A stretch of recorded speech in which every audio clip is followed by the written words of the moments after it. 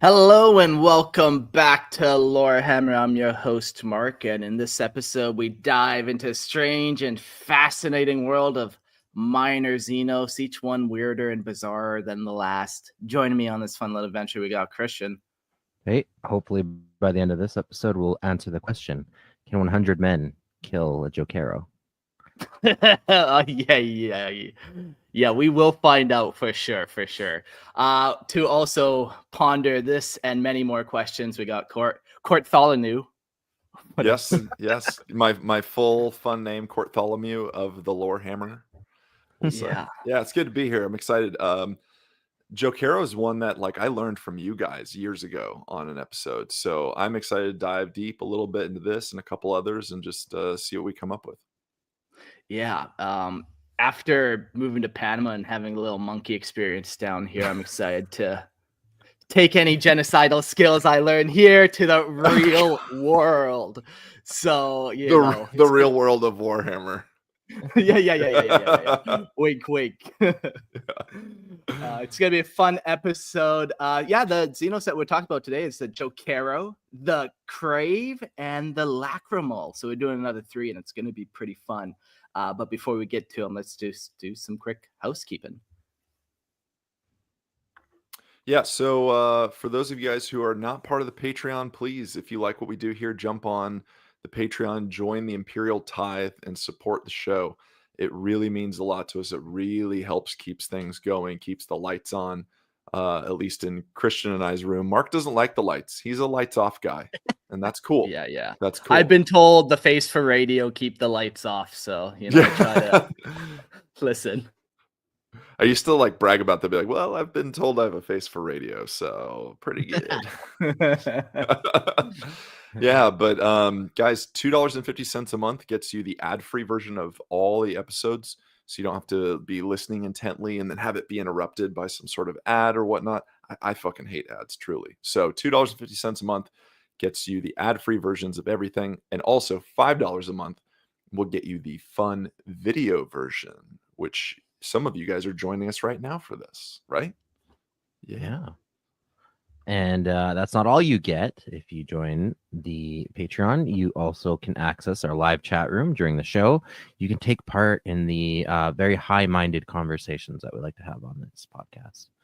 And you can even be part of the show and call in as a guest. I don't know of any other podcasts that offer that kind of experience for only $2.50 or $5. Yeah, it's very scholarly of us. I feel like it's a very scholarly discussion in the chat. Yeah. It's very distinguished, as it were. Yeah, such comments such as Lupercal saying, Mark out in Panama doing the Emperor's work, preventing a Planet of the Apes situation. There you go. I do what I can for people. Yeah, scholarly. No, I love it, man. Everyone else has a different opinion on Warhammer, so you get them all on, and then all of a sudden you're talking to some random person down in Australia about Warhammer. It's pretty neat. Berating them for their dumb opinions. Yeah. You stupid Australian. Yeah. Well, we got one more quick housekeeping thing. This is going to be a little bit longer than we normally do for housekeeping segments, but I think it's going to be worth it. The Liber Malleus. You heard me teasing about it on the last episode. I think I got a game plan enough to talk about it a little bit more. So let's give you a Liber Malleus little crash course refresher. This is the official Lorehammer Space Marine chapter that we created. And here's a little bit of the lore. The Liber Malleus, also known as the Lorehammers, are a fleet-based Space Marine chapter founded in the Indominus Crusade due to a clerical oversight dating back to the 13th Black Crusade. Personally reauthorized by Reboot Gilman, the chapter was created with a singular purpose: to scour the galaxy for knowledge, exterminating xenos and heretics while harvesting their secrets to store in the vast library citadels aboard their flagship, the Luminous Est. With a culture rooted in obsessive study, debate, and the weaponization of information, they value knowledge as the highest form of power, often placing them at odds with the Inquisition due to their forbidden lore. Composed entirely of the firstborn Marines due to a bureaucratic error, each of the 8 self-sufficient companies is built to operate autonomously across the stars, adapting Codex doctrine to suit their data-driven warfare. Clad in gray and orange and guided by a roster by a rooster. That would have been fucking tight, but no, that's the Space Cocks. That's a different chapter. Guided by a roster of eccentric but formidable leaders, the Liber Malleus are relentless in the mission to hammer out the truth in the galaxy, one battle at a time. Fuck yeah. Oh my gosh, that's so good. You know what I picture though? Like just the bureaucratic errors, all like the politicking and stuff. You remember in Ghostbusters where the mayor is like, somebody get me the Ghostbusters. And he's like, I need him here. I feel like Gilliman's just like they have an issue and he's like, get me the fucking lore hammers. Get them here. Somebody I need get this me the hammered lore out. hammers. Get it? Call them. That's yeah, great. we had some episodes you could go back through the catalog and search for Liber Malleus and find like their whole lore page. But what was neat about them is we actually ended up building them together as a community. We built, I think, half a chapter and a bunch of vehicles together. And the way it worked was people would essentially buy a spot and then I would build and paint them. And I'd buy a specific name tag that then the person who bought it named it. So, you know, there's a couple fuzzy butt McGee's in the chapter, unfortunately, but that's the way she goes when you let people name their own stuff. The But galaxy is a big place. Lots of names could sound Yeah. unconventional in English, but maybe it means something in their native tongue. So I got to open up my mind. Normally with these minor xenos, I try to keep them guarded and tightly closed, but Let 'em open it in. just a crack. Yeah, Yeah. let it in. Yeah. So I thought it was pretty fun. We sold out like right away. And throughout the years, people have requested that we do another campaign. So I think we definitely are. And we've been, writing a little bit of update lore and talking about it, me and Christian especially. And in 2 episodes, we're going to do an official chapter council meeting with Jordan, Christian, and myself to see where the fate of the Liber Malleus and the Sundering takes us. And then, we're going to do another campaign where you can buy some Space Marines off us. So it's going to be fun. That'd be sweet. I remember when you guys Yeah. did this years ago. It was a really cool thing. And I think I'd listened to the episodes like way later than the release date. And I was like, damn it, I wanted to be on that. So it's pretty cool. I like that you're bringing it back. now you can. Will they cross the Rubicon? Is that where we're taking it? Hard to say. I don't want to Ooh. spoil it, but in a couple episodes, we're going to take some of the founders of the chapter on and discuss the fates. So it's going to be pretty fun. But if you heard this ad, definitely reach out and you can place an order already. And if you have to wait for more lore to come out, just email me or reach out on Discord. I'm Marcus Secor, or on Facebook or Instagram. However you can, just reach out, put yourself kind of in the queue, and we're going to start gathering orders. Whatever that may look like in the next week, we'll let you know. But we can start collecting. Cool. Yeah. And then speaking of collecting and hobbying and painting and things, we had our fun hobby hangout last week. That was rad. Yeah, dude, I went back in the house and then I just vomited all over my wife, and this Liber Malleus is what came of that. So you kind of inspired this whole Oh, really? Cool. Yeah, with the hobby night. I'm like, fuck, I need to get my Nice. toes back in the hobby, man. I know. I saw the heartbreak in your eyes every now and then where we would like be like, so what are you guys working on? We'll be painting. What's going? And then there was like the single tear, just like, I'll be there Ooh. soon, So yeah, it was rad, and we had some requests. Honestly, I had some of the guys. Grimaldus was one. He's in our chat right now. Ask if we're gonna do a part 2. So I think there was a lot of stuff we didn't cover in our hobby hang with Lorehammers. So I think a part 2 might be on the horizon. We'll see. Yeah, but give it was me fun a time. minute to get some models here, and for sure, Yeah. then I'll be more talkative. Yeah. But speaking of models, I wanted to show off, and this is for the $5 Patreon tier people. I want to show off a little mini here that I've got as a painting contest submission with one of our local stores. And so they have a contest at one of our local game stores, and there's base sizes, so 25 to 40, 50 to like 80, and then 80 and above. You could do different models, and you get to paint them however which way you want. So I'm submitting this one tonight. I put him here, Mark, in the upload thing. I don't know if you can see him, but I chose to do a loon boss on Cave Squig, And here he is with the glowing mushrooms underneath. And I chose to do it in a Lord of the Rings style, so you could see the hand of the Uruk-hai, the white hand of Saruman, like as if this squig was an Yes. Uruk-hai on his face. I put like the fun little color pigmentation that Lurtz has, so that squig is supposed to represent Lurtz, like in Lord of the Rings. And we've got the rusted armor Gabo on there with the glowing mushrooms beneath it, the slobber of the Uhu glue, which is pretty rad. But the thing that was like the hardest and scariest to do was the base that you guys can see here. The base rim is the one ring.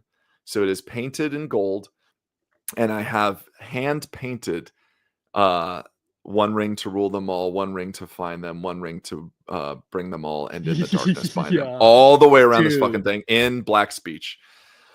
Oh man, I don't think I breathed for like 5 minutes while doing that. It was rough. Whoo! But this is what you get to witness if you're on the $5 tier right here. Thank you. I really appreciate it. I was pretty fucking proud, to be honest. There's a few things I was like, that's all right. We'll just get over that. But there we go. Yeah, I don't know what I like more, the hand print or the base. You know, the base is very subtle. And you don't see the writing almost at first, but then you see it. It's like, oh, fucking tight. That's crazy. Thank you. I love the mushroom glow you got going on the underside there. That's beautiful. That's thank you. Yeah, I've started dabbling with some OSL, some object source lighting. So it's been pretty cool. It's one of those things, like it's much nicer when you have an airbrush. But yeah, it's something I'm kind of working on. I think it looks pretty good. So thanks for letting me share. If you don't win court, I will personally go down there and beat whoever judges the competition. Good. So. Thank you. Let me know. There's a few categories I'm hoping to at least get like most creative. Like I thought that'd be cool, you know, doing like a Lord of the Rings, Age of Sigmar crossover. So yeah, conceptually, I love the direction you went with it. Like all these subtle influences. It's very cool. Thank you. Appreciate it. And thanks guys in the chat for checking it out. I appreciate all the love. Yeah, you get some golf claps in there. Yeah, that base is pure fire. So you said that's going to be like your alerts count as when you start playing tabletop, Middle Earth? I might use it. In Middle Earth strategy battle games just because it's so cool. But I wanted to paint it like it was Lurtz, like with the one the white hand of Saruman on there. But I think it's too good to just let it sit on the thing. Yeah, and the face discoloration. Yeah. So yeah. Are you going to do a whole squad of Uruk-hai squids? I don't know. Right now I'm playing. Man, I still got a lot of orcs to paint, but I want to do Uruk-hai at some point. So we'll see. Maybe, but I'm going to save that for our hobby hangout part 2 whenever we do that. So. Close it down. Shut it down. Oh, shut it down. Shut it down. Anyways, yeah, it's a good time. Beautiful. Yeah, man. No, you're a great painter. Thank you. I appreciate it. Have you found you've improved a lot over time, or have you kind of peaked? You still learning? Where you at? I would say of hobby. Yeah, I've learned a lot. You know, COVID was so big for myself and many others. A lot of you guys and gals know, like, COVID was really big into like painting at times, getting back into the hobby. So that was a big portion for me. I've got a lot of really good painter friends. My buddy Christian's an amazing mini painter, so he's helped me out quite a bit. Different Christian, but that's fine. Different Christian. But yeah, I think I've just, after doing commission work and trying new things, I've definitely improved a lot, especially because I have some of my first like painted minis from high school still sitting on my shelf. And I go back and I'm like, 15-year-old Court would high five the shit out of me right now. So I was going to ask if you have like some of your first models. I love seeing those when you have someone who's got like their very first mini and then the one that works today, and it's just like night and day. Oh, I love it. Yeah, it's cool. So I'll definitely share some of those when we do a hobby hang part 2. Yeah. Very nice. Cool. Well, today we are getting into some minor xenos. We're going on a little trip down memory lane. You know, we've been asked a couple times, didn't we do minor xenos? But on these episodes, I want to approach them kind of, this is my take on them. There's a lot of information in here that I kind of assumed or made assumptions. A lot of it's real too. I don't know what the split would be on this one. I don't know. The Lacrymole, okay, I'll tell you this. The Lacrymole was by far the most I had to kind of come up with. If you check out their lexicanum or their articles, you go to their sources, they have very minimal stuff. So this one was a lot of my just fan wankery. But Jokaero all over the page. all over. But the Jokaero, that's going to be pretty bang on. That's canonical. The Khrave, pretty bang on as well, but I do have one addition to them, but we'll get to that as well. But yeah, in this episode, we're going to be talking about, the overview, appearance, biology, powers, abilities, history, homeworld, galactic geography, culture and beliefs, technology, military, galactic relations, minis, rules. We'll be talking 40K, boys. 40K, I love it. It's all the fun nitty gritty. I love the minor xenos stuff because it's only touched on little sprinkles here and there, but there can be like a lot of fun information that we're going to go over. But I think also like the unfortunate side is a lot of people associate just xenos races with what you see on box art, what you see as far as army availability goes, and they kind of just think that's it. But there's a vast array of minor xenos races, and we say minor really just because I think they're not as well known, but we don't know. I mean, parts of the galaxy might be just flooded with these things. We have no idea. We do to some extent, but like I think just as far as our view and the Imperium's view go, we kind of go, that just minor xenos races, but they're not minor in our hearts because they're fucking rad in some ways. Yeah, exactly. Yeah, some of them have ancient empires that date back to the old ones, essentially. And they're looking at humanity and they're like, you're calling us a minor xenos? Like, yeah, okay. Yeah, hello, we've been here before you. Yeah. Well, let's jump in with one of my favorites, the Jokaero. So the Jokaero are an enigmatic xeno species within the Warhammer 40K universe, renowned for their unparalleled technological prowess, despite their simian appearance, reminiscent of ancient Terran orangutans. They possess an innate ability to manipulate and construct advanced technologies, often surpassing the capabilities of the Imperium's most skilled tech priests.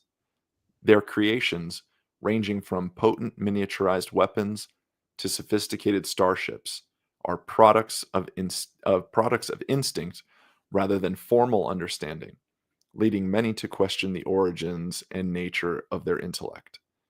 Imperial scholars speculate that Jokaero were engineered by the Old Ones during the War in Heaven, designed as living tools to combat the Necrons and Catan.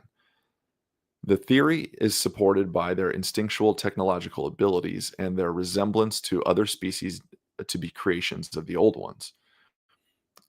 Despite their invaluable skills, the Jokaero remain a mystery, with their motivations and societal structures largely unknown to the wider galaxy. Basically, we've summed it down before, but like Space Monkey MacGyver.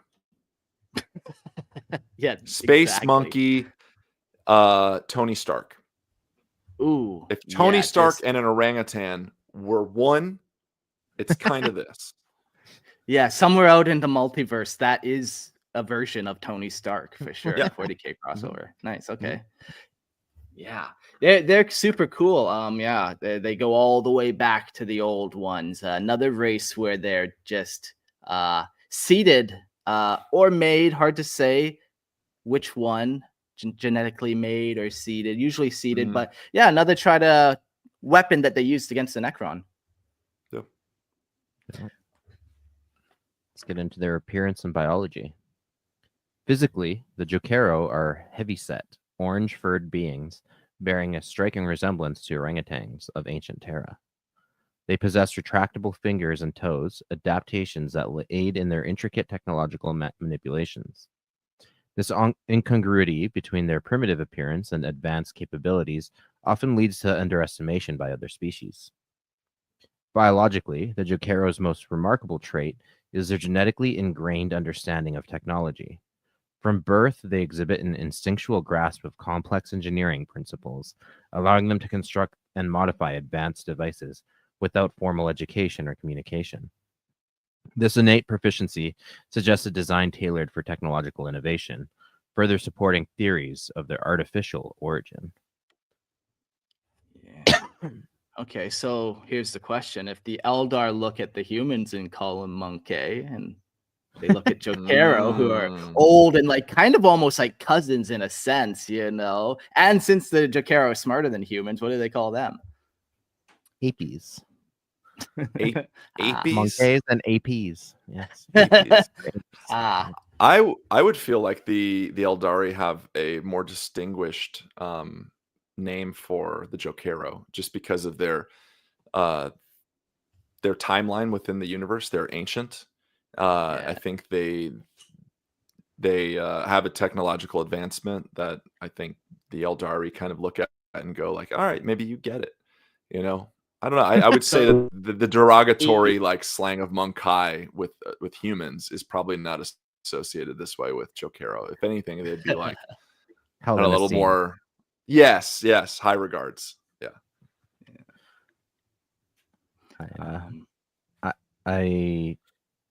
I don't know if I agree with you, Court, but I'm open to suggestions. Okay. Another crazy thought: if they are pre-humans, humans evolved from Jokaero, or devolved from Jokaero. or devolved. Yeah, arguably, yes. Okay. And yeah, that's like you trace out through orangutans. Are we related to them? Who fucked an orangutan to get this theory happening? This is why I'm out there in Panama trying to stop. I don't think that's how that works. Mark's grasp of evolution is very, very rough. Listen, I read it on the Wikipedia. That's how it happens. All right, let's get more into the powers and abilities there. Innate technology ability. The Jokaero's abilities are centered around their instinctive technological genius. They can create and enhance devices ranging from weapons to starships, often using salvaged or rudimentary materials. Their most renowned creations include digital weapons, miniaturized armaments concealed within rings, and advanced force fields capable of protecting against formidable threats. In addition to their engineering feats, the Jokaero demonstrate an uncanny ability to tap into unseen galactic energies. Their starships, constructed with open structured lattices, harness these energies to navigate space and even enter the warp, although physical alterations to the vessel's shape, all through physical alterations to the vessel's shape. This method of propulsion and navigation is unparalleled, showcasing a profound and albeit instinctual understanding of astrophysics. Yeah. Damn, monkeys are smarter than me. I bet they know how to read too. Took me a long time to learn that skill. They probably learned it right away and built a digital weapon. Good for them. Fuck them, I say. All the xenos. Literally, though. You're the one that started. Right. That's what he thought. Yeah. Only chickens for me. I would never cheat on them. Xenos.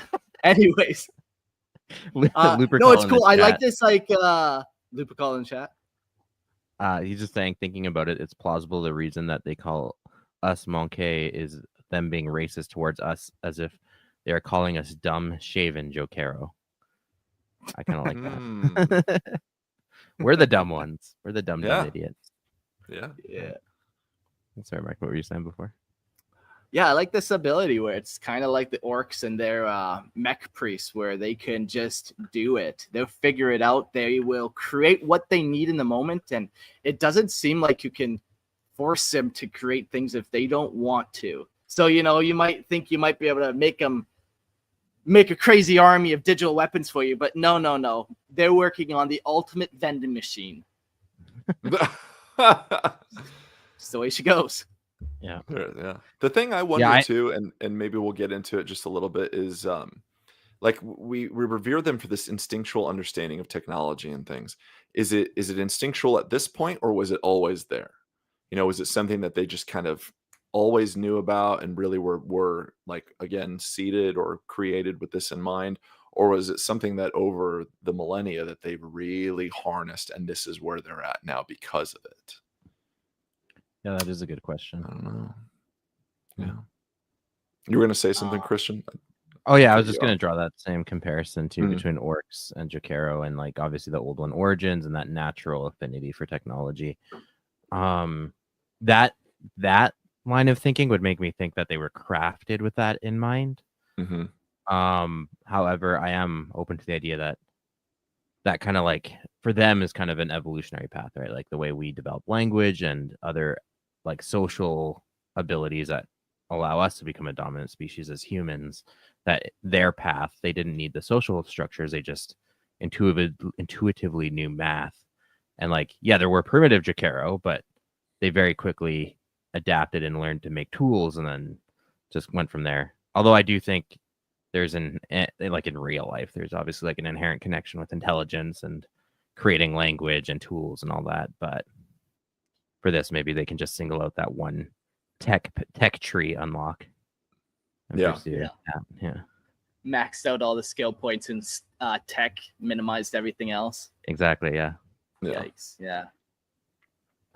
Yeah, it's interesting to think about either way. If they had it first, or they kind of maybe they developed tech and enhanced their gene code themselves to allow it after time. The one thing I think about with them is they're not like a warlike race. Yeah, we talk about them going to war, but that's not their goal. They're not like the orcs in that regard, for sure. They're more peaceful. Yeah. So who knows what that means about anything? Yeah.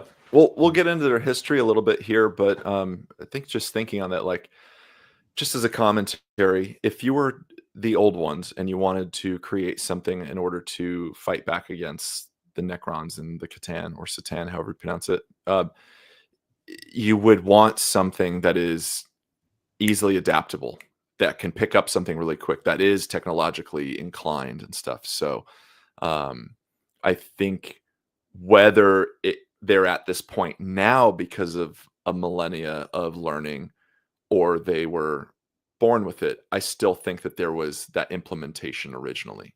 If they were created by the old ones, there must have been some sort of DNA implementation of you will be a greater creation, something that can harness technology in a certain way, because you have to.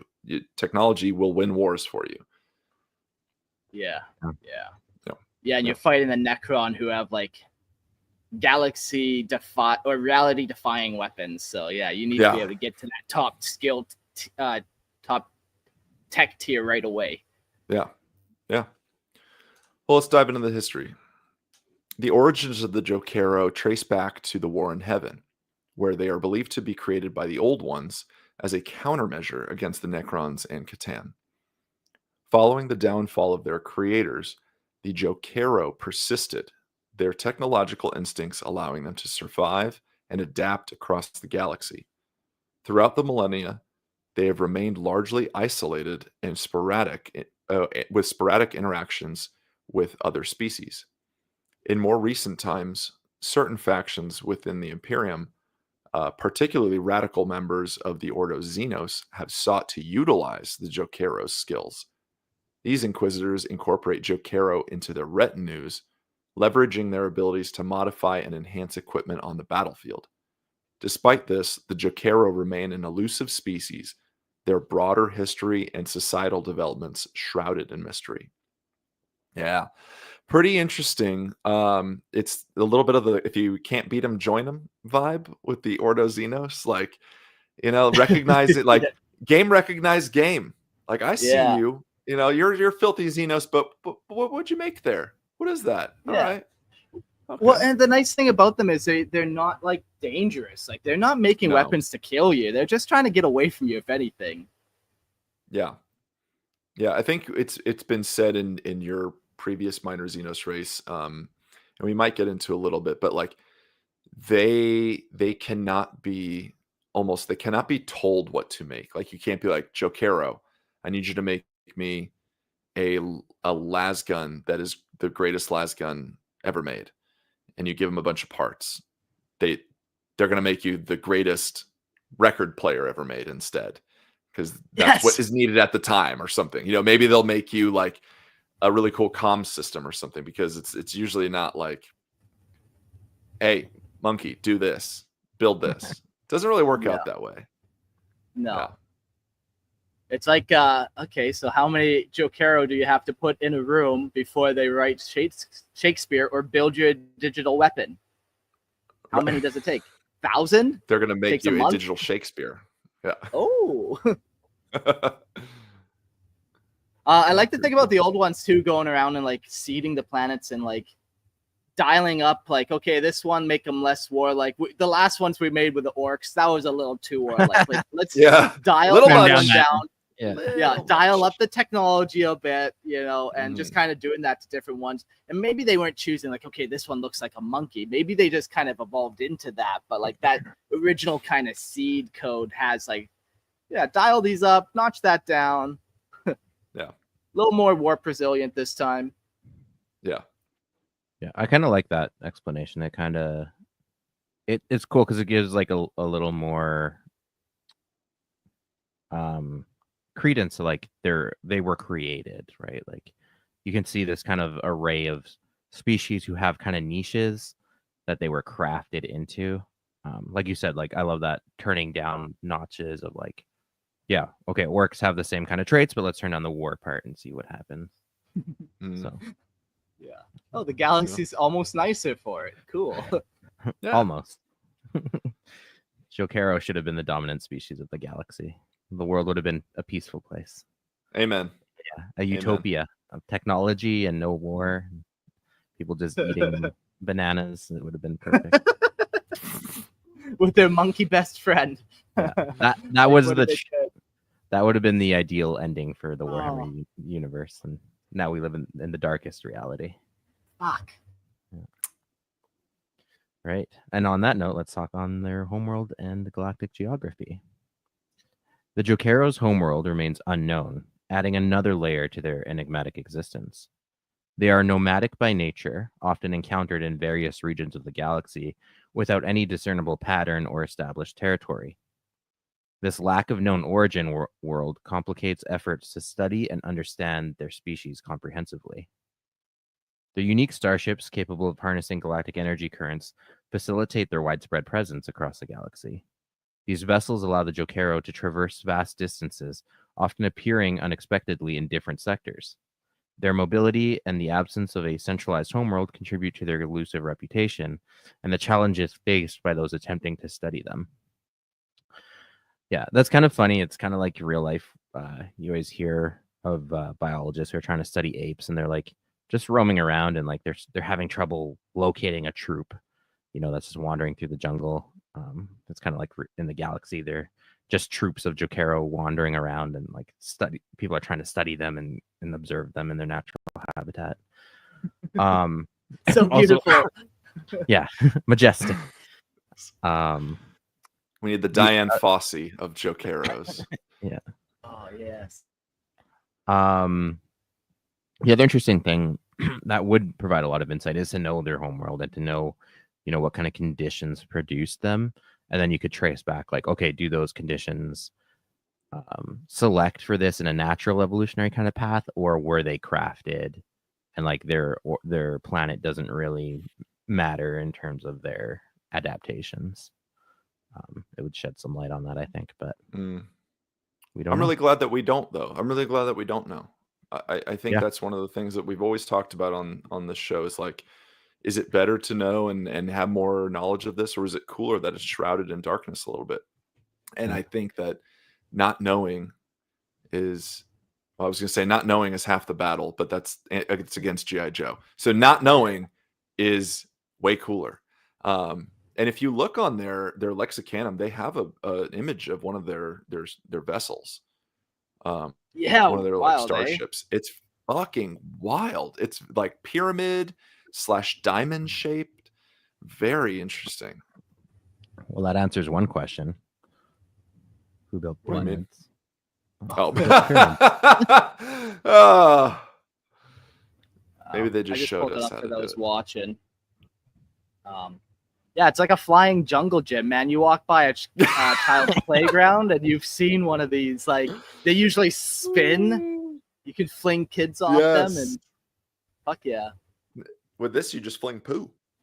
That is their preferred weapon of choice. Yeah. Yeah. I had to steal that joke. Grimaldus put it in the chat earlier, and I was like, "Yeah, you're right. That's pretty funny." But what's interesting too is like, I wonder if there is a singular model for these things. Just talking about their technology a little bit, like we have an image of a Jokaero vessel, but because they're so technologically inclined, how often is that staying consistent, or is it being updated? Like, have we only seen one of these before? Because the rest, I don't just seem very different because they're constantly changing and updating their technology. I don't know. Yeah, like I wonder if they can replicate their own technology. Like, yeah, okay, we talked about how you can't force them to build the same thing twice, but I wonder if they could even force themselves to build the same thing twice. Like, do they even know how? Do they remember how they built that crazy digital weapon? Right. You know? Right. So, like, yeah, like to your point, is every starship different? If that's kind of the case, it would almost have to be. Yeah, it's interesting. Yeah. There's even oh, go ahead. I've been to a lot of different jungle gyms before. Lots of different designs out there. The Fuzz says, I love the Jokaero are like surfers riding invisible space waves around the galaxy. So, you'd have to have that similar frame of the lattice, but beyond that. Yeah, just different shapes. Yeah. This one's a cube. Yeah. All right. Yeah. Let's. Interesting. I'm just reading more little things on them on the side. It's very cool. Yeah, fun. Culture and beliefs. The Jokaero's culture is as enigmatic as their technological prowess. They live in nomadic family units, typically led by a matriarch or patriarch wandering the galaxy with survival as their primary objective. These groups often scavenge or, if necessary, conduct coordinated raids on isolated targets like power stations or mining vessels to acquire needed components. Their societal structure lacks any known language or formal communication methods, yet they exhibit complex coordination and decision-making, suggesting an alternative, perhaps instinctual form of interaction. Despite their lack of culture in the traditional sense, the Jokaero display behaviors that hint to a deeper, perhaps subconscious, set of beliefs or drives. Their relentless pursuit of technology creation or modification, often without clear practical purpose, suggests an intrinsic compulsion or directive embedded within their very being. This instinctual drive, possibly a remnant of their engineered origins, propels them to continually innovate and adapt, regardless of external influences or needs. Oh man, they're just caught in like the endless iPhone creation loop where it's like, okay, we don't need another iPhone. Like, what else are you gonna? Oh, you took away the headphones this time. Oh, they're back this time. We get it. Oh, I've been hurt. Yeah. I put in the pictures here. If you could just bring this up real quick, Mark, because when you read this, I instantly thought of this. Do you remember what this is? This picture? No, what is this? Did you ever see Congo? No. No? Okay, so Congo was a Michael Crichton novel that was made into a movie in the 90s. And it had a bunch of big stars in it, actually. Like even Ernie Hudson from Ghostbusters, Cycling Back, was in it. But they had this gorilla named Amy, and she learned sign language. And so when you talked about like they don't have a obvious language or communication that's kind of just obvious and inherent to them, I was thinking, oh my gosh, it's like Amy in Congo. So they teach her sign language, and they put this like high tech for the 90s, like arm apparatus. Yeah, it looks very high tech. That basically tracks her movement with sign language. And so, and then it speaks for her. So it would be like, she'd be like, and pointing to, do like ASL. And it would be like, nice. Amy, like Amy want banana, and she would communicate with the human scientist. So when you're saying this, I was like, oh my gosh, this is like the Jokaero, but they'd be like, it's Amy from Congo, just Jokaero, do Jokaero. Oh man, and yes, Buzz, Yeah, that movie scared the shit out of me too. You're right, Fuzz. Yeah, parts of that movie scared me as a kid. You're right. And gotta it watch might be it. a psychic thing too. It might be a psychic thing too that I would say it's more so that than anything. But this, I just thought like we had to cross double nerd here and talk about Congo for a moment. But if you guys haven't seen this, now's the time. Okay, I'll be back, guys. Now's the time. Give me 2 hours. Yeah. Anyway, yeah. I do like that the Jokaero too. They have no desire to have minds and get the resources themselves. They're just like stealing components. Like once again, they don't really have a goal what they're trying to make. They're just trying to survive. So they get a bunch of components and they figure out what they can build at that point. It's whatever. And because you mentioned that they're nomadic, you know, maybe it kind of alludes to their home world just not being around anymore. You know, who knows? Maybe it had been exterminatus at some point unknowingly, that it was the Jokaero's home world, or taken over by some other xenos race or something like that, to where it's, you know, maybe they aren't one to settle on a planet because it's owned by something else. You know, maybe they are a little bit more adaptable in that way, where they don't see themselves as something that would take over a planet and use its resources. So instead they're like, you got what we need. All right, we're going to take that from you. Thank you. I don't know. So let's go back to that. Humans and Jokaeros are kind of tied to each other. Yeah, maybe they were on Terra originally and they left. But yeah, you know, there's still Jokaero orangutans out there, and then maybe us too. But yeah. I like that idea where they just kind of got up, they left, and that was that. You know, they're off now flying around doing their thing. Yeah. They're like, fuck this place, we're out. They evolved past the need for nation building and resource gathering. It's cool because it's kind of like, like that combination of like really advanced but also really primitive at the same time. Like they move and act like animals in the sense of like they only care about, you know, their next meal, very nomadic, just traveling from resource space to resource space. Again, not harvesting themselves, but, you know, gathering whatever is there, even through theft. But then like they don't see a purpose in evolving civilization, their society beyond that. So it's just the tech aspect that they seem like a really advanced civilization. But again, like you said, no aspirations for nation building or society building or anything like that. But maybe their piece in this historical puzzle is just not seen yet. To like, I don't know, this is not canon, but it's a little fun little thing where it's like, what if they play such a grand role in the grand scheme of the galaxy, but no one really knows? Like, they have clearly helped humanity, we'll say, you know, when, you know, they've probably reluctantly worked with the Inquisition and things. And like you said, they kind of space raid and take what they need.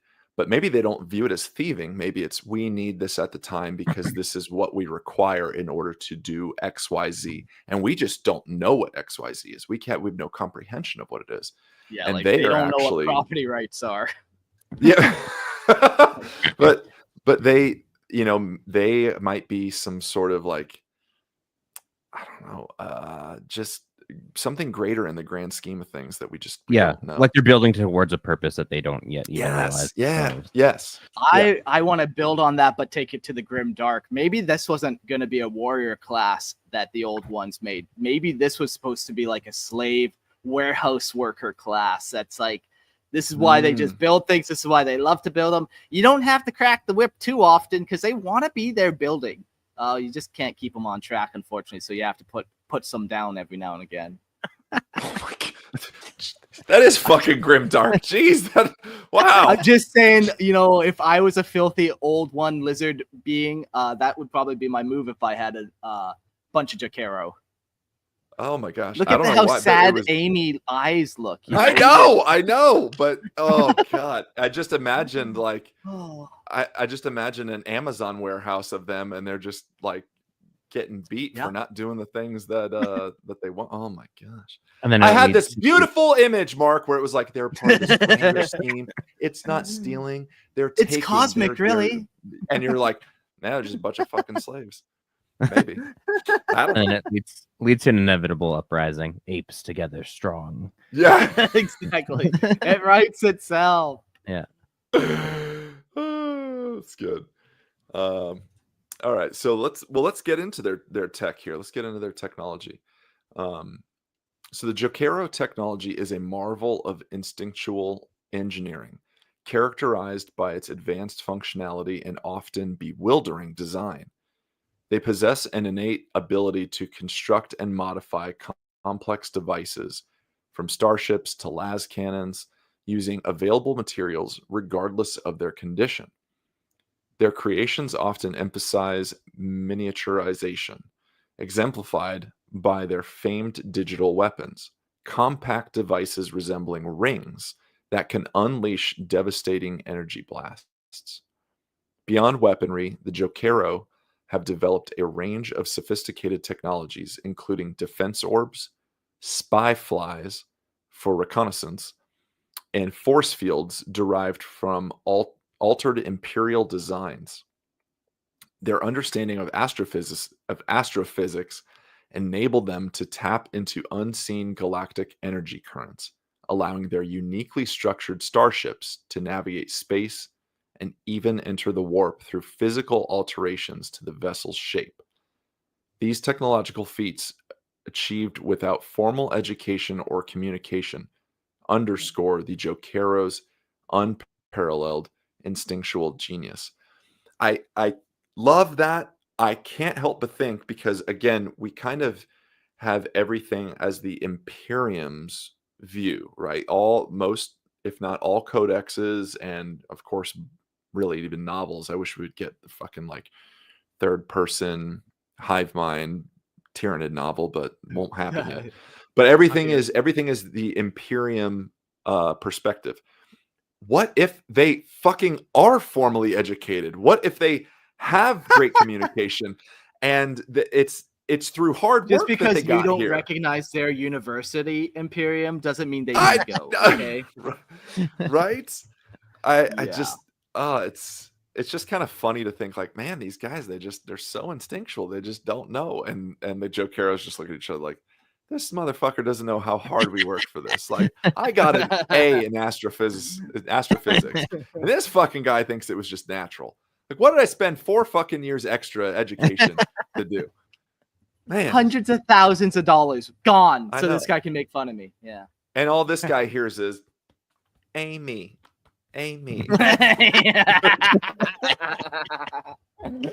Oh, man. I was listening to a podcast about them making graphics cards and computer chips and stuff for iPhones and all that, and just how they build it on an atomic level, and their fabrication shops and all this like crazy, how many trial and errors, and it was crazy listening to them how they build that. And then just now kind of thinking of a Jokaero just building that in the back of like a cave, you know, all Iron Man-esque. Yeah. Just tinkering, just constant tinkering, you know. Oh, you know what? Okay, sorry, double nerding again because we're on technology. Did you guys ever see Bill and Ted's Bogus Journey? The second one. Yeah. It's the second Bill and Ted. Christian? No? No. Okay. So do you remember, Mark, Station? Yeah. Do you remember? Yeah. So it's like they go to heaven and they meet like this alien. It's this one being, but then like they get split into two, and they're called Station. And they all they say is station. That's all. They're seemingly, and I forgive the crude word, like dumb. They're seemingly dumb, but they're fucking geniuses. They are technological geniuses, and they create robotic versions of Bill and Ted in order to, spoiler alert, save the day at the end. They like go to a hardware store and grab all of the things that they need, like vacuums and pipes and tubes and stuff, and they build these fucking robots within the span of like 20 minutes on the drive to the Battle of the Bands. and they build these fucking robots. It's fucking amazing. And they're just like, station. That's a Jokaero. Oh, That is Jokaero and pop culture right there. Double nerded, bitch. God damn, do they ever look creepy as shit, eh? I know. But they're geniuses. Yeah, station. Yeah. This one could definitely go to a different photo galaxy for me. I think that's when they like combine or whatever and like station. Yeah, creepy as shit. I don't like it. No, it's nightmare inducing. Yeah. There you go. I would argue that a monkey with the ability to create lasers is also scary. Have you ever seen? I don't think it's real. I think it's like a joke video from a long time ago where a bunch of people are like in the jungle and there's like some rebels or something, and then a chimpanzee grabs an AK and starts going off with it. It's a YouTube short. It was like an old internet lore. Yeah, like I don't think it's real at all. I was like, doesn't that happen in one of the Planet of the Apes where Kolba like, well, just, that also happened, away? yeah. But that's a documentary. I was gonna say that really happened. Yeah. In the aftermath of it. Yeah, it's right up next to 300 as a documentary. All the great documentaries we've had. Look, we got to kill James Franco somehow. He's got to stop making movies. So, all right, let's get into their fleet. The Jokaero's approach to space travel is as unconventional as their terrestrial activities. Their starships, characterized by open structured lattice designs resembling polyhedrons, are constructed to harness unseen galactic energy currents. By physically altering the ship's shape, they can manipulate these energies to maneuver through space and access the warp, a method unparalleled by other species. These vessels, while lacking in traditional armaments or defenses, rely on the Jokaero's advanced technology and adaptability for protection. Their ability to modify and repair their ships on the fly, coupled with their instinctual understanding of complex energy systems, allows them to traverse the galaxy with a level of autonomy and resilience that belies their primitive appearance. So it looks like they actually change the shape of their ship as necessary, as needed. So, like, yeah, you might see like a space pyramid, but then they will change its structure in order to catch whatever cosmic waves are blasting the galaxy and ride those waves to their next destination. You know, to me, it seems almost like, again, with that nomadic theme, that they're just doing it randomly. Like there's no plan or purpose. They just go where the space winds take them. But yeah. That's sweet. This is basically what their ship, right? That's what their ship's made of. It's like you can just take those silver magnets and just reshape it, rebuild it into a new lattice structure. Yeah, for those of you only listening, it's Mark has brought up the magnet connects, and it's like the it almost looks like little barbells that are just like with magnets, and you can reshape them however you want. Yeah, it's like a kid's toy of like magnets and spheres and bars, and you can just make all the different shapes. Just for the side by side again. Looking up a Jokaero spaceship. Yeah. Yeah, it's the it's almost oh my god. What's interesting too is there's a lack of, I would say, it's not an organic shape, which is interesting because it is definitely geometric and very specific in its design. You know, almost diamond-esque, pyramid-esque. You would think that there would be some sort of organic, and I don't mean like organic like a Tyranid ship, but like some sort of organic look to it. Like there was some sort of I don't know, like I don't even know what you'd say, but like I totally picture it. Like it could be a greenhouse on the inside of that. Yeah, like it's like glass all around. Yeah, it's like a greenhouse. Yeah, or even like if we go to switch gears and kind of go Lord of the Rings, like the elves were revered with their adaptability with nature, so they'd always like build around nature, and everything that they built, even their armor, was very nature-esque and seen as quite advanced, in their eyes. I'm just kind of surprised that there isn't a hint of that. And it's kind of cool that there isn't, that these guys are strictly like just straight up technology and progress, and not like going back to designs that are inherent within the world. Yeah, I see what you're saying. Not quite the same, but like almost like Wookiees. Like Wookiee technology, it maintains that very biological, built-in kind of like things look like they're made out of wood and tree houses. Yeah. Maybe that was too on the nose, which is crazy for 40K. I want like tree spaceships floating around, but yeah. Yeah, cool. All right, over to their military. While not a militaristic species, the Jokaero are capable of formidable defense when necessary. They exhibit a preference for ranged combat, utilizing their advanced weaponry and defensive technologies to protect themselves and their kin. Their aversion to close combat and risks to their family units suggest a strategic approach to conflict, engaging only when survival dictates. In battle, Jokaero demonstrate remarkable tactical coordination, executing complex attacks to achieve specific objectives such as acquiring desired technological components. Their ability to rapidly adapt and modify equipment in response to battlefield conditions further enhances their combat effectiveness, making them unpredictable and formidable opponents despite their non-aggressive nature. Yeah, it's another one of these ones where it's like if you actually end up back him in a corner and you're fighting a Jokaero, that's not a good thing, man. Hope for the time. Like, they got great technology. They're probably going to win that fight because they only engage if they know they can or it's their last resort. Yeah, they definitely prefer to get the heck out of Dodge. That's also kind of like most apes. Well, I don't know about most, but like gorillas are very peaceful generally too. But yeah, if you back them into a corner, surround them with 100 dudes, then you can, find yourself in a big problem. So yeah. And they are pretty physically formidable. Like, they are like big, muscular, heavy set, as we said. So there's definitely something to their physical prowess to maybe a fight.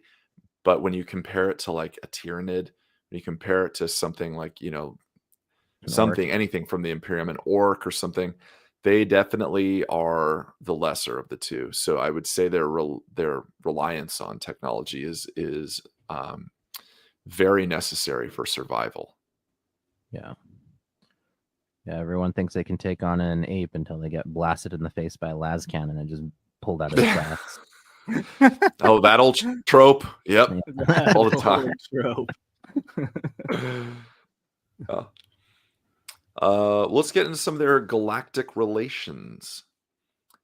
The Jokaero maintain a largely neutral stance in galactic affairs, driven primarily by their survival instincts and technological pursuits, as we kind of mentioned. Their interactions with other species are typically limited to opportunistic engagements, such as scavenging or trading, and they are known to be unresponsive to attempts at communication or diplomacy. Amy. However, it keeps running through my mind. I know. Yeah. You're giving Fuzz nightmares for sure right now. Good. Guys, if you haven't seen Congo, you got to at least just, like, everybody, if you're listening to this, YouTube, like, Amy Congo or something like that. You'll know what I'm talking about. However, their technological expertise has not gone unnoticed. Certain factions within the Imperium, particularly radical inquisitors, have sought to incorporate Jokaero in their retinues to leverage their unique skills, like we mentioned before. Despite these interactions, the Jokaero remain an enigmatic presence in the galaxy. Their unpredictable behavior, coupled with their paralleled technological capabilities, positions them as both a potential asset and a source of unease among other species. Their true motivations and the extent of their knowledge remain subjects of speculations and intrigue within the wider galactic community. Who knows what interactions they've had and what galactic relations they've had. They're definitely best known, I would say, as being part of a retinue within the Ordo Xenos. Like, I think you're gonna kind of jump on it here in a little bit with minis and things like that, Mark. But who knows? I mean, this is you guys know me. I always see fun narrative opportunities here. Could you, just for flavor and narrative wise, throw Jokaero in with an Eldari like Farseer Council on the table? Why not? Maybe just in lore and story. Why not? We talked briefly about, they might see each other as cousins, and they definitely respect the monkey's like technological ability and like beauty and art and like design to it. Because that's the other thing. They don't just build tiny things. They do it like exquisitely, beautifully. Yeah. So, I think they'd have a lot to talk about. Yeah. Like we said, there's almost a reverence for that, maybe with the Eldari. Maybe we're just speculating here, but their non-violent ability to travel, their non-instinctual violent ways in creating stuff, I think the Eldari would just kind of maybe gravitate to that. And man, wouldn't it be fucking great to like run an RPG or something of like Harlequins that get paired up with a Jokaero, like maybe like 2 or 3 Harlequins. Yeah. And it would be a weird, it feels like a weird like 80s comedy romp. Like, that's movie? A fun circus. You put those flip belts on the Jokaero, and all of a sudden you got monkeys flipping around. Yeah. Heck yeah. Oh man, that'd be defying crazy. Gravity, just flying around, shooting lasers. Maybe it'd be like, okay, there was a movie in 1978 called Every Which Way But Loose. It was Clint Eastwood, and he was a truck driver, and he would ride with his pet orangutan called Clyde. And that could just be it. That's it. That could be it. That's it. Oh man, it sounds like a Black Library novel waiting for you to write. But I'm on it. Yeah. I just wanted to mention, we're kind of wrapping up with the Jokaero, but I just wanted to mention kind of their name and origins in the real world. They go all the way back from Rogue Trader, and obviously with their description as being like orangutans and everything, like they're obviously some of the jokey elements of 40K from its original iteration that kind of like has survived the purges of lore to be reestablished into the serious 40K. But obviously I think the name is even meant to be a joke. Jokaero joke. Yeah. I don't get it. That's the joke. The Jokaero. Yeah. We ain't buying it. Take it back. All right, fine. I'll take it back to the store. But yeah, obviously again, like the silly heavy-handed references of like Obi-Wan Kenobi in Star Wars, or the what's that Inquisitor? Obi-Wan Jacques Clouseau, whatever. Yeah. Oh yeah. Yeah. Back and like having the Rogue Trader days. Yeah, exactly. Yeah. Like that's what all of this comes from. So like, we're reading so deeply and heavily into it and like trying to draw this like deeper meaning from it. But like ultimately it was just a way to put space apes in and be a big joke. So yeah. Nice. Before we get too serious with that, but right. Yeah, and as we Port kind of mentioned there, they do have a mini. They might have had a couple actually over the year, probably 2. I think they've probably had 2 minis over the years. Yeah, you can get them. They usually are part of an Inquisitor's retinue. They have cool digital weapons. Sometimes they're random in the edition where you don't know what weapon you get. Sometimes you can choose what you get. Sometimes it's just like a straight up powerful attack, but they're pretty cool. Always fun to include. Yeah, and they have rules as well. I don't see them ever really like some of these minor xenos. I can see an army around. Some of them I can see a kill team around, and even a kill team. I don't know if I see a kill team of Jokaero. Maybe. Sure, I'm sure it exists, but I just feel like they're just so hard to pin down. Just like when you put them in a room and try to lock them up and force them to make you stuff, they just escape. Like that's their thing. But yeah, kill team, or just the way GW does it with the Inquisition retinue is a great way to represent them for sure. I would love to see Yeah. something like this incorporated with a kill team, but have it not be in. And I know it kind of goes against the name, but not be inherently violent. Like it's more of a buff or something like that. You know, like it has like an aura of like communications or so. I don't know, something like that. Yeah, you know, you give it a 4-up invuln and +1 to all strength of your guns and 6 inches or whatever. Yeah, defensive kind of thing. Sure. Yeah. Yeah, it's probably more like of a narrative piece that you can include, but not. I kind of agree with Mark, just by virtue of how they operate in the world. That being said, there are some really cool space ape miniatures out there if you're interested, but definitely would not be the route I would take if you're trying to be lore accurate with them. Yeah.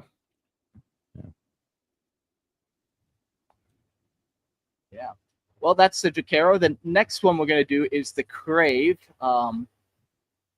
These guys I really enjoyed learning about.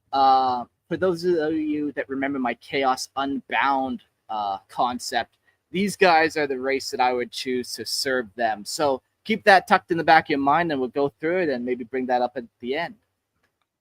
All right. The Khrave are an ancient and malefic xenos species, known across the stars for their hunger, not for flesh, but for minds.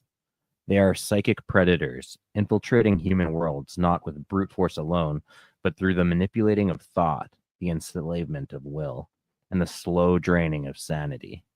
Civilizations do not fall to their claws, but to their whispers, as leaders are enthralled and populations are twisted into obedient husks. Where the Khrave go, silence follows. Their presence lingers in the minds of survivors like shadow etched into memory, a psionic stain that cannot be scrubbed clean. They do not conquer in the conventional sense. They infest, infect, and enthrall. By the time Imperial forces arrive, the damage is done. Entire cities enthralled, entire worlds repurposed as psychic feeding grounds. Cool.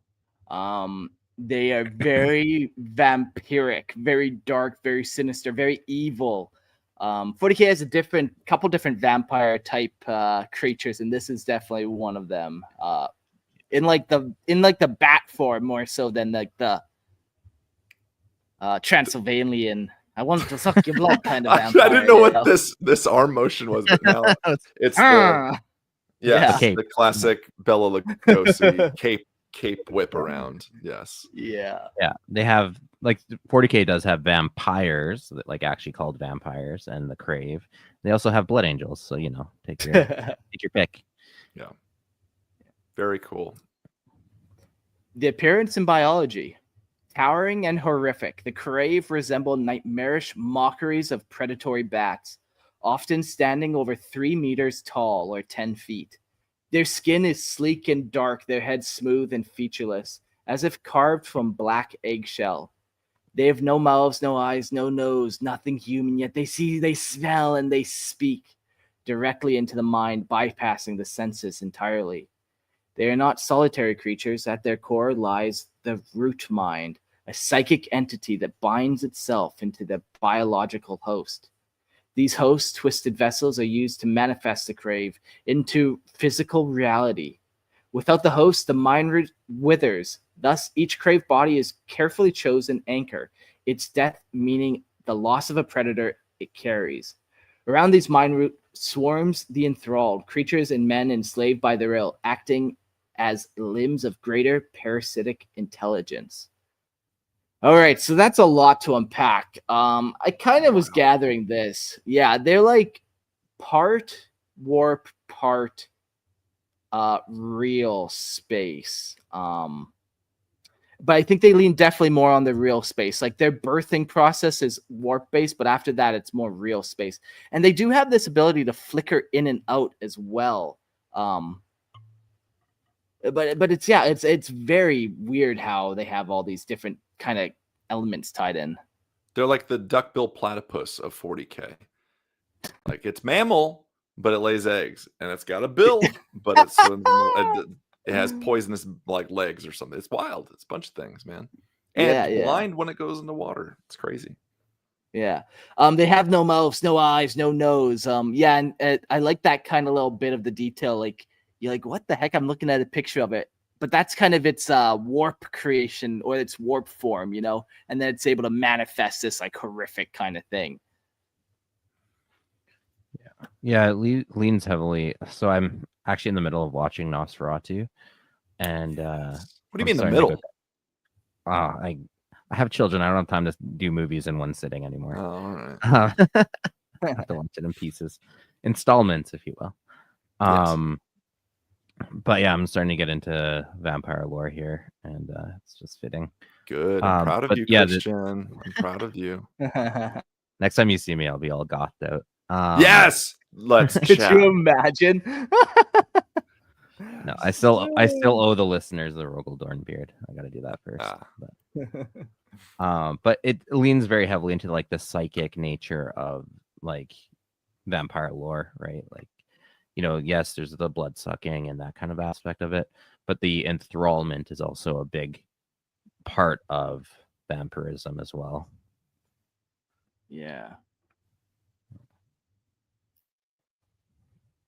That's all. I'm just looking up real quick. There's because you mentioned it has no mouth, no eyes, no like distinct facial features. It kind of makes me think of man, it's in Alien, not Alien. I don't want to say Alien because it's Prometheus, and Alien is a much better series than Prometheus. But it's in Prometheus, like one of them. I don't know. They kind of all suck, but it's like I don't want to fucking call it Alien because Alien's so much cooler. So I'm just gonna whatever.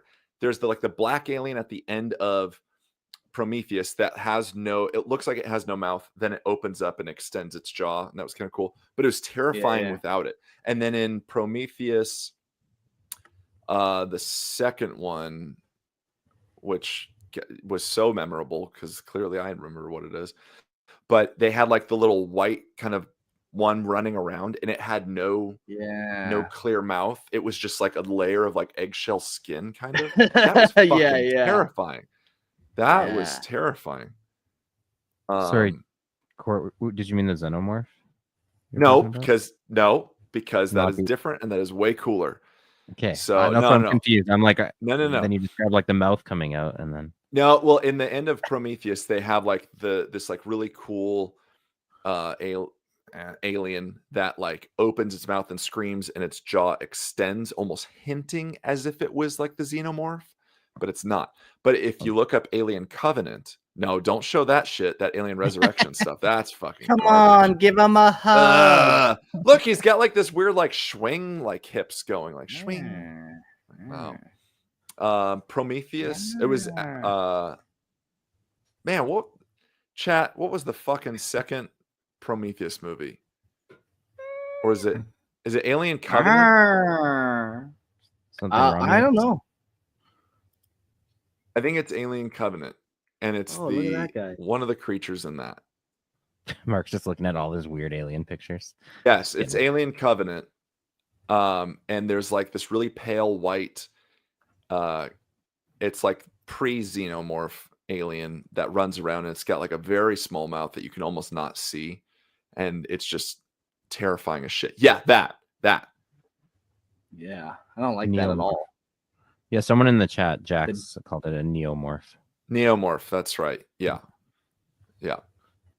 And then in the end of Prometheus, it was called something else, but yeah. Anyway. Yeah, that'd be a good warp form for it for sure. Yeah. Before it like develops its wings and stuff. And yeah, like some of its more defining features. Definitely has Khrave vibes. To a lesser extent, the pale man from Pan's Labyrinth, minus the mouth and the nostrils. Yeah. Also kind of gives me this vibe. Yeah. Kind of reminds me of Christian's wife too with the wow. Oh gosh. Just kidding. Just low jokes. Just low comedy fruit for us to all nibble upon. That's right. Yeah. You're lucky you're in another country. I fled for my own safety. Too many jokes like that. Distinction in facial features is actually fucking terrifying. You know, like Slender Man kind of thing. Very scary. All right, let's get into their powers and abilities of the Khrave. And it could be Khrave, by the way, if we just want to get a little flavorful here. It could be No, Khrave. it cannot be. It can. It's not as cool if you're talking about this terrifying, nightmarish, like warp entity thing, and it's called the Khrave. Go to bed, Anyways. children, or the Khrave will get you. Yes, the Khrave. Sounds like a like some sort of espresso maker. You know, Yeah. man, I really like makes this me coffee. hungry or What is it? thirsty Oh, for it's sure. it's made by Khrave. Yeah. All right. The Khrave are psychic apex predators. Their most fearsome ability is domination of the mind. They do not negotiate, they subjugate. Their victims do not resist, they obey. Through sheer will, the Khrave can puppet entire populations, turning soldiers into executioners and priests into heralds of damnation. To fight them is to fight one's own kin. Their psychic arsenal includes warp glamours, which maybe that sense is like Khrave. I would just have some warp glamours. Khrave. Solidified through, they are solidified thoughts made weapon. These can manifest as claws, blades, or searing bolts of unreality. Their shared consciousness through a gestalt mind rooted in a progenitor entity allows them to act with terrifying coordination. Where one Khrave thinks, all Khrave act. This psychic chorus makes them not only dangerous as individuals, but catastrophic as a swarm. So, bit of Tyranid vibes there as far as the hive mind kind of vibe goes. Really getting the vampiric thing when we talk about them puppeteering others. And Yeah, I love the obviously line the name to Khrave. fight Come on, I them. mean, that's very on the nose. Yeah. I love the line to fight them is to fight one's own kin, where it's like, yeah, they're just going to make them look like your sister or something. And then you have to try to murder your own sister who's coming at you. And it's all just a mind trip when you fight these guys. Yeah, and Well, it'll be dark too, you know, it'll be something dark that they're trying to get you to do. These creatures are very evil. Malignant. Yes. Let's get into some history. The Khrave first emerged into Imperial awareness during the Age of Strife, preying on isolated human worlds torn from each other by warp storms. These worlds, abandoned by the Imperium and ripe for conquest, became breeding grounds for the Khrave's dominion. When the Great Crusade sought to reclaim them, it found not lost colonies, but enthralled hive cities singing songs of madness and worship to their unseen masters. Repeated campaigns have sought to exterminate the Khrave, but none have truly succeeded. The cost is always high, too high. Space Marine chapters have clashed with them, entire regiments have been consumed, and still the Khrave return. Even when slain, their echoes remain in the warp, whispering, waiting, looking for new minds to infiltrate. Yeah. Infiltrate and take over. I'm not totally sure how they kind of infiltrate and take over and reproduce. Like, it's a thought, and then slowly over time you become the vampire, you know? That's pretty common, I guess, in vampire lore, where you can become the vampire yourself if you kind of get infected by it. But this is a little different, but similar. Yeah, well, there's like the whole, again, that psychic connection. It's like becoming a thrall, like in vampire lore, like they psychically control you. You become their servant. So it's just like one more step more where it's like, oh, they don't just control you, they become you. Yeah, one step further. Yeah, but I'm just a baby in the vampire lore, so I am so happy to guide you in the ways if needed, Christian. If you want vampire movies, I got you, brother. Oh, yeah. I wonder what and we might get into a little bit. I wonder what like their end goal is. And I think it's a good thing worth noting. Like Jack's Carnage in the chat says, like, very evil. Isn't that every faction? Yes and no. Because I would say it's hard to distinguish like true good in 40K, but these guys are like evil. Like, this is a very unconsensual infiltration of your mind. It is for their own purposes. It is enslaving in some ways. They are horrific in this sense. So yeah, we could almost say the same things for Tyranids in the sense of like, well, they're just mindless killing machines. But we've done this debate before where it's not out of malicious intent. This is malicious intent. This is quote unquote evil, if you can say that. Yeah, even the Dark Eldar look at some of the thing the Khrave do, some of the torture methods, and like, should we really be doing that? That was a little much. It's a little much. That says a lot there. Yeah. Like there's evil for fun, and then there's genuine evil, and the Dark Eldar are evil for fun. You know. You ask kind of what their purpose is. We'll talk about that. Otto Chow Tathanar. Oh man, I was so excited for you to read this. Fucking hell. Like when I saw, I was like, I don't even know what that fucking is. Yeah, but it is an ancient and monstrous psychic entity, and it is the progenitor of the Khrave, born from a forgotten xenos civilization, twisted experiments. It transcended its creators, evolving into a being of unimaginable power, both psychic and predatory. The Autochatanar's mind became a central hub for the Khrave, connecting them in the vast psychic network. It ruled over them with brutal precision, using its immense power to manipulate and control their every thought, ensuring they operate as a single terrifying unit. This dominion was built upon the very essence of psychic control, feeding off the minds it ensnared, its hunger ever growing. As the Khrave spread their dark influence, the Autochatanar's existence became known to the Imperium.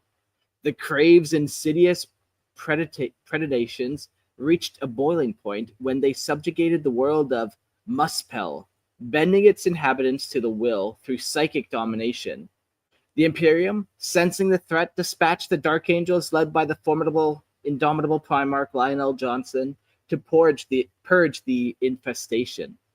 However, the Khrave responded with a terrifying counterattack, unleashing their psychic hosts, warriors brimming with immense energy and boundless ferocity. The conflict escalated rapidly, with the Khrave suffering setbacks as their psychic network was severely damaged by the death of these hosts. In a desperate bid to crush the Imperium's resistance, the Autochanars led a fleet of monstrous proportion, a final act of vengeance. The battle that ensued was cataclysmic, with the Autochanar psychic fury clashing against the might of the Dark Angels. But even the Autochanar's vast psychic power cannot withstand the might of the Imperium, and the massive Khrave Titan's death on Muspel's surface caused a psychic shockwave that shattered the Autochanar's grip on its brood. In the end, it was destroyed, marking the fall of its reign. Yet the Khrave, bereft of leadership, remained a lingering threat, always watching, always lingering, waiting in the shadows. So, man, you ask, what is their kind of purpose? And it's like, it sounds like they were a weapon created by a weapon. There's something that should have never been. It's like, maybe that's why they're evil, because it's like this blasphemous creation in the first place. Yeah. Yeah, it's I don't know, it's such a really cool thing you can throw into campaigns here with these guys. Like, you have the ability to create a lot of cool narrative tabletop battles using them as maybe like a third party that kind of comes in. You've got your 1v1 against your buddy, but then your buddy who's like maybe not playing, you guys can throw in some minis and act as these guys just to fucking interrupt everybody and give them some rules. I think it'd be cool. But yeah, they're scary enough, and then you realize that maybe they're not the big bad in their own way, that they are from something else. Yeah. And I'm going to go on a limb here. Malicious and dark.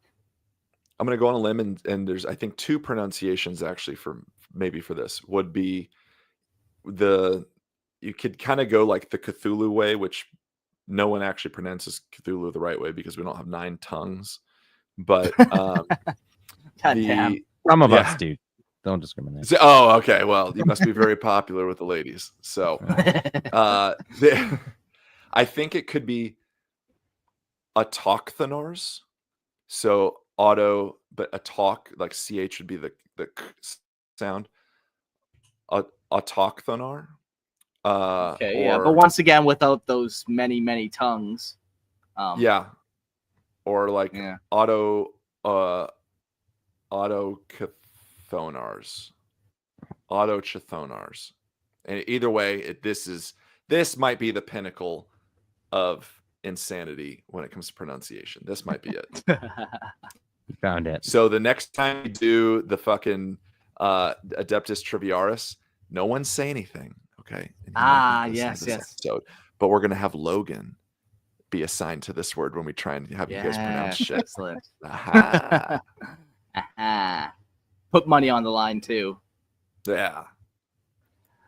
I just want to see the Autothonar, whatever, however you want to say it, fight with a giant Gendari, all Titan side. Yeah, now we're talking. Yeah, it's from a couple episodes ago. I like to describe them as almost like Predator-like aliens, but they can have like a massive form. They also fight a Titan or group of Titans. Sick. At one point as well, so would be a very cool what's that subgenre of like Japanese giant monster robot fighting? Kaiju, yes, there we go. Wow, I'm really embarrassed that I know that, because I was like, when you started going off like, what's that Japanese form of, I was like, I'm out. I don't know fucking know what this yeah, is. you know how that wasn't even like triple quadruple nerding, that was just gay, I think, ultimately, but it's the way she goes. Tell us about their homeworld and galactic geography. These Khrave. This is where it gets a little funny. Like, okay, Imperium, like, let's come up with something a little creative, but this is not it. The Khrave hail from the Ghoul Stars, a haunted region of the galaxy feared by the Adeptus Astartes. Oh my gosh. Few return from its depths. There the stars burn cold and reality wears thin. Within this shrouded expanse, the Khrave nest, feeding on whatever dares enter. It is not a homeland in the traditional sense. It is a hunting ground without borders, where time, space, and reason begin to unravel. Their migration is carried out aboard monstrous vessels, web ships, and nest webs bristling with psychic energy and filled with hibernating warriors. These ships drift like predators through the void, patient and silent. The Khrave do not rush. They wait for weakness, for cracks in the Imperium's vigilance, and then they strike with surgical malice. Yeah. Very, very creepy. Very cool. I like it. Let's maybe Christian can shed some light on the Ghoul Stars. Yes. The Ghoul Stars are a realm of dying suns and dead civilizations, a stellar graveyard steeped in ancient terror. Among the haunted remnants of once prosperous human colonies, the Khrave dwell like carrion feeders, circling a bloated corpse. No beacon of the Imperium shines here. Those who venture too deep do not return. It is a forbidden expanse, scarred by warped taint and silent screams that still echo across the void. In the lawless dark, the Khrave thrive. They do not build empires of metal or stone. They infest worlds long forgotten, sleeping in cryptic stasis until stirred by hunger. Then, with surgical precision, they pour into the galaxy like a psychic virus, feeding, enslaving, and retreating. The Ghoul Stars are their cradle and their coffin, both shield and launch pad, cloaking their true numbers and intent behind a psychic fog and galactic isolation. Yeah, fucking cool. Yeah. Okay, that's pretty cool. Yeah, like that whole region is kind of like horror space in 40K, which is a pretty decent setting. Yeah, you get the grimdark and like the added element of like traditional horror. Yeah. The culture and beliefs. The Khrave possess no language that can be interpreted, no temples to gods, no rituals save for those committed through sheer psychic domination. Their belief is simple and singular: to feed, not merely on flesh, but on will, on thought, on soul. They are predators of the mind, evolving through the harvested cognition of other species. Their society is a hierarchy of psychic strength, a web of dominion and submission, held together by raw mental force.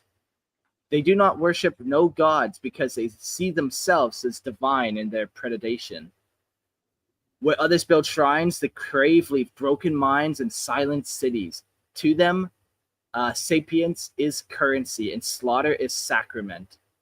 Every conquered species, every enthralled thrall, is another step towards some unknowable psychic apotheosis. Their culture, if it can be called such, is a patient dismantling of all others. Cool, man. Fucking cool. Yeah, they're just here to destroy. They're not here to learn about anything. They don't have their own advanced culture that they're trying to maintain or like pass on to anyone. They're just here to wreck and feed.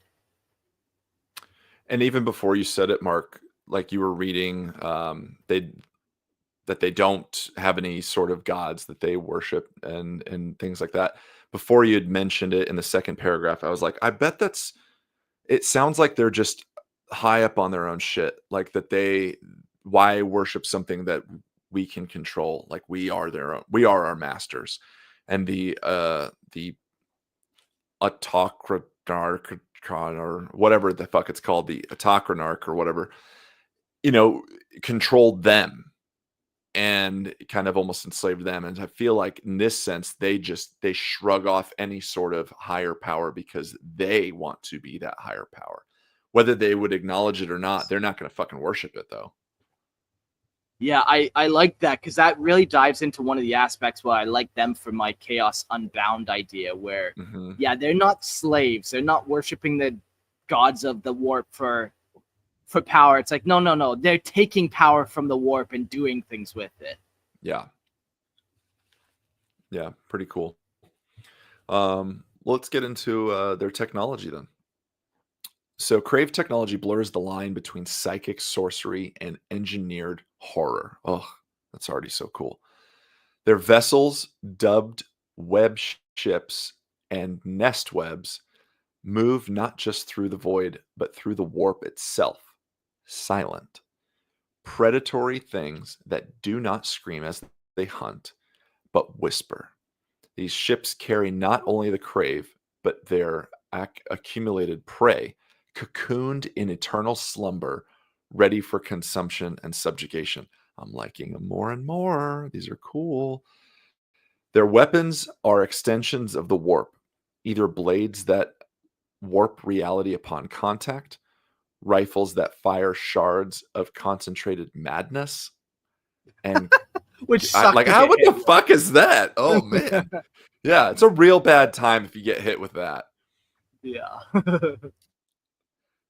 Well, I'm gonna read that again because it just blew my mind. So their weapons are extensions of the warp, ether blades. Sorry, not either blades, but ether blades that warp reality upon contact, rifles that fire shards of concentrated madness, and carabines that burn through both armor and psyche.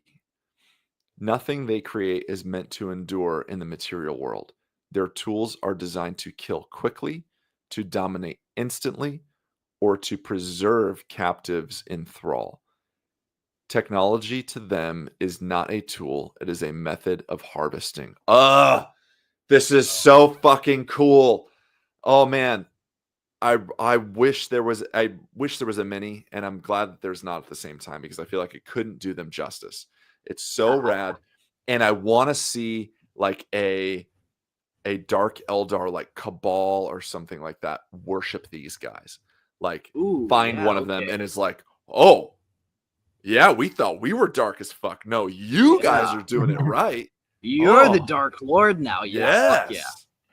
It's like when I was listening to him back in high school, the band HIM, and I was like, oh, this is dark and cool and gothic. And then my buddy played Bauhaus for me, and I was like, oh, no, that's the shit I need to listen to. Bela Lugosi's dead. Some of you guys know what I'm talking about. Yeah, I was more of a Backstreet Boys guy. That was the I can darkest see Mark that. ever. That was a dark time in Yeah. Mark's life, too. Very dark Yeah, time in my yeah. life. Yeah, Oh, man. I love their Oh, yeah, their and little Jack. cocoon ships. Oh, sorry.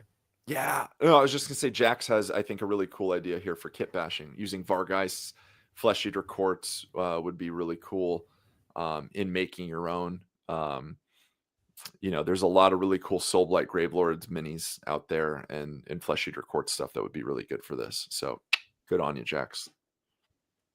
Yeah, I was kind of thinking you use Dark Eldar Scourges and you get kind of the cool armor and leathery wings on some of them. You do a little head replacement, weapon replacement. That's probably where I would start. The only thing I didn't like about that, it was very small, just compared to like what they're described as, these 10-foot tall. Yeah, bats. But Yeah, it's all good. Yeah. I do like the idea of this is the thing with the Xenos, like we always think of them in relation to the Imperium and in relation to humanity, but yeah, your idea there about like in Dark Eldar Cabal, like how do these minor Xenos species interact with other Xenos species as well is also like prime real estate for all kinds of crazy wacky takes, cool conversions and all kinds of stuff. A So. Jokaero, Khrave, and a Lacrymole walk into a bar. Walk into Cormorant. Yeah. Walk into Cormorant. There you go. All right, let's talk about their military. The Khrave do not march in lines or hold territory. Their military is an ever-shifting swarm of psychic entities and enslaved thralls bound to their will. Entire populations are broken and reforged into warriors who no longer dream, only obey. These armies strike from nowhere, break the minds of worlds, and vanish. Resistance is rarely met with firepower.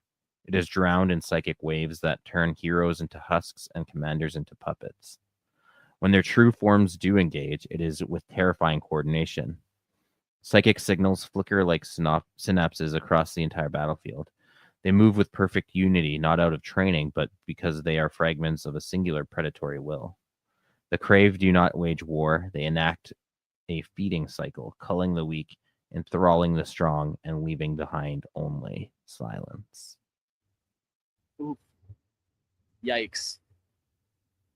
Yeah, it always sucks when they come, they kill you, and they eat you. I've done that to some people. I know it's not the best for them. They don't seem to like it very much. They do not. Nah. No. It is cool because you could do an army where you say you field like an army of Imperial Guard. You could field them as thralls and then have like your central commander being an actual Khrave itself. Yeah. I'm just picturing like I love that. they could be like super pale. Maybe they like scratch some kind of marking into their armor, very like vampiric symbolism or skull or whatever have you. But yeah, there's a lot of conversion work you could do with that. Love that.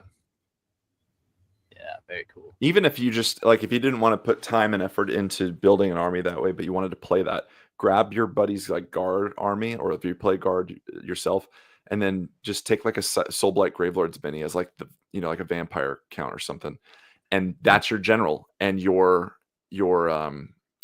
mission for that battle is going to be like defend that dude, but kill as much as you can. But if that general goes, you are on a clock. You like units start fleeing battle because they are no longer subjugated in the mind. Like you roll a dice, you roll a d6 or something, and you assign it to each one of your units. And if their number comes up, they're fucking gone. So you got to protect that Khrave at all costs. I kind of like that where it's almost a blend of you do Imperial Guard or whatever, and then you kind of toss in like almost a Tyrannid Shrike, a Tyrannid Warrior with wings would be a great count as many. And then you give that hive mind bubble or that thrall bubble to your Imperial Guardsman. I like that kind of simple rule set to try to work out. Yeah, I'm all in favor for that. Yeah. Galactic relations. The Khrave hold no embassies, no treaties, no truces. Every species is a target. Their interaction with other civilizations is purely extractive. What can be taken in thought, spirit, or body is taken. What cannot be used is destroyed. The Khrave, xenos, and human alike are simply different flavors of prey.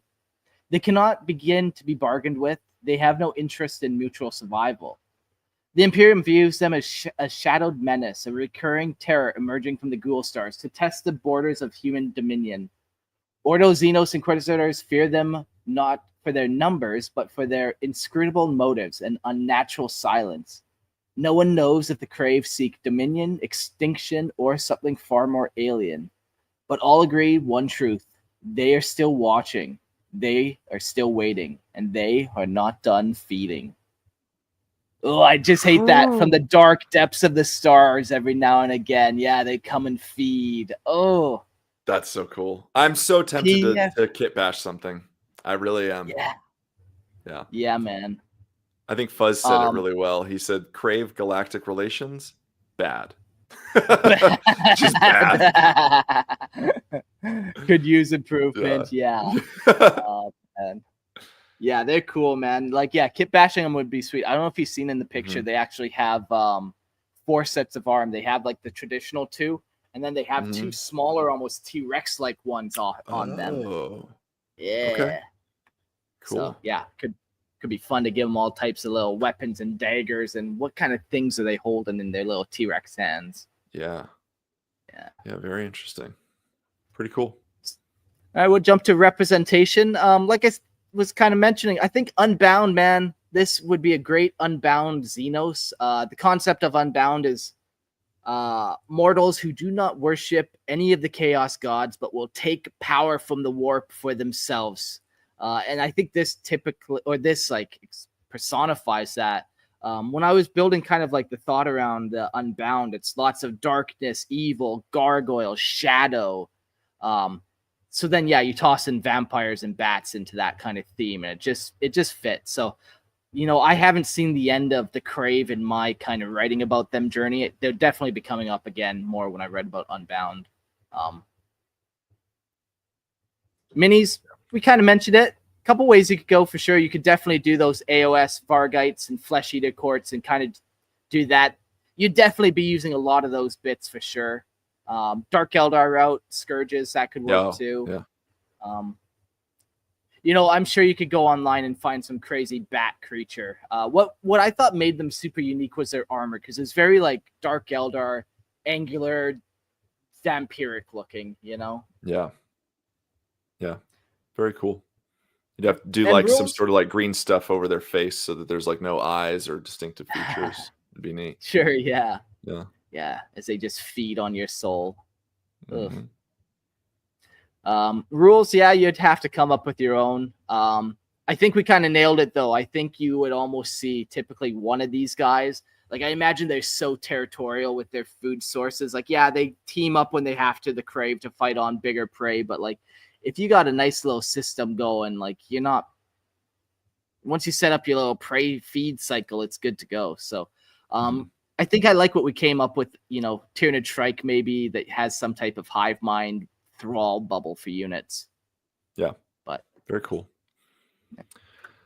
Well, all right. We're going to move on to our final minor Xenos race in the episode here. This is the Lacrymole. And for those of you listening, is Lacrymole, Lacrymole, or Lacrymole. Or Lacrymole. Mole. Mole. Lacrymole. Before I read any of this, I'm just curious. I'm going to throw this prediction out here. Sounds a lot like Lacrimosa. And to be like lacrimose, or lacrimosa is like the Latin word for like sadness, like mourning, I think. Like almost like a depression, as it were. Christian's probably looking it up. He's a smart dude. But lacrimosa is like sadness, right? Yeah. Yeah. Yeah, it's like crying mostly. That's Latin root, because in Spanish, crying. Crap. There's a word in Spanish that like has that same Latin root sound for tears and crying. And then there's also, I think it's Bach, Lacrimosa, the song. If you Google it, people would recognize it. Oh, Mozart. Yeah. Lacrymole. So, yeah, it's a weeping. Yeah. Yeah. Cool. All right. Well, So let's just see if this depressed alien race, is that what you're I know I was going gonna for? say, is this like the emo army? I don't know. We'll We'll see. find out. Just a bunch of sad folks. The vampire army or the goths, and then I got the emos coming out. Hell yeah. There we go. All right. So we've got a quote to start this one. I love when we got quotes here. So the greatest threat is ever the one we know least about. And few xenoforms epitomize this notion more than the Lacrymole. Their greatest knack, it seems, is convincing us they no longer exist. All right. And this was by Lord Inquisitor Parnival Grunwald in an address to the Beta-Cairn Conclave. But it's very much derived from, and my reference is derived from something else, but Usual Suspects. We talked about this reference before, but when he says, what is it? The greatest trick the devil ever pulled was convincing the world he didn't exist. Yeah. And like that, he's gone. Yeah, Kevin Spacey said that. Yeah. So anyways, let's chat about the Lacrymole. Let's see. Hold on. And the greatest trick Kevin Spacey ever pulled was, no, I'm just kidding. We're not gonna go. I was like, where are we going? Okay. No, we're good. Yeah, all right. So the Lacrymole are a vampiric xenos species. Ooh, another one that once roamed the galaxy, preying upon the unsuspecting inhabitants of the Imperium. Their existence was nearly eradicated during the Great Crusade, yet a few survivors lingered in the shadows, biding their time. These creatures possess the unsettling ability to infiltrate human society by assuming the forms of those they have slain, blending seamlessly into their surroundings. T-1000, anybody? Their true nature is a grotesque mass of shifting flesh and limbs. Ooh, now we're getting into The Thing.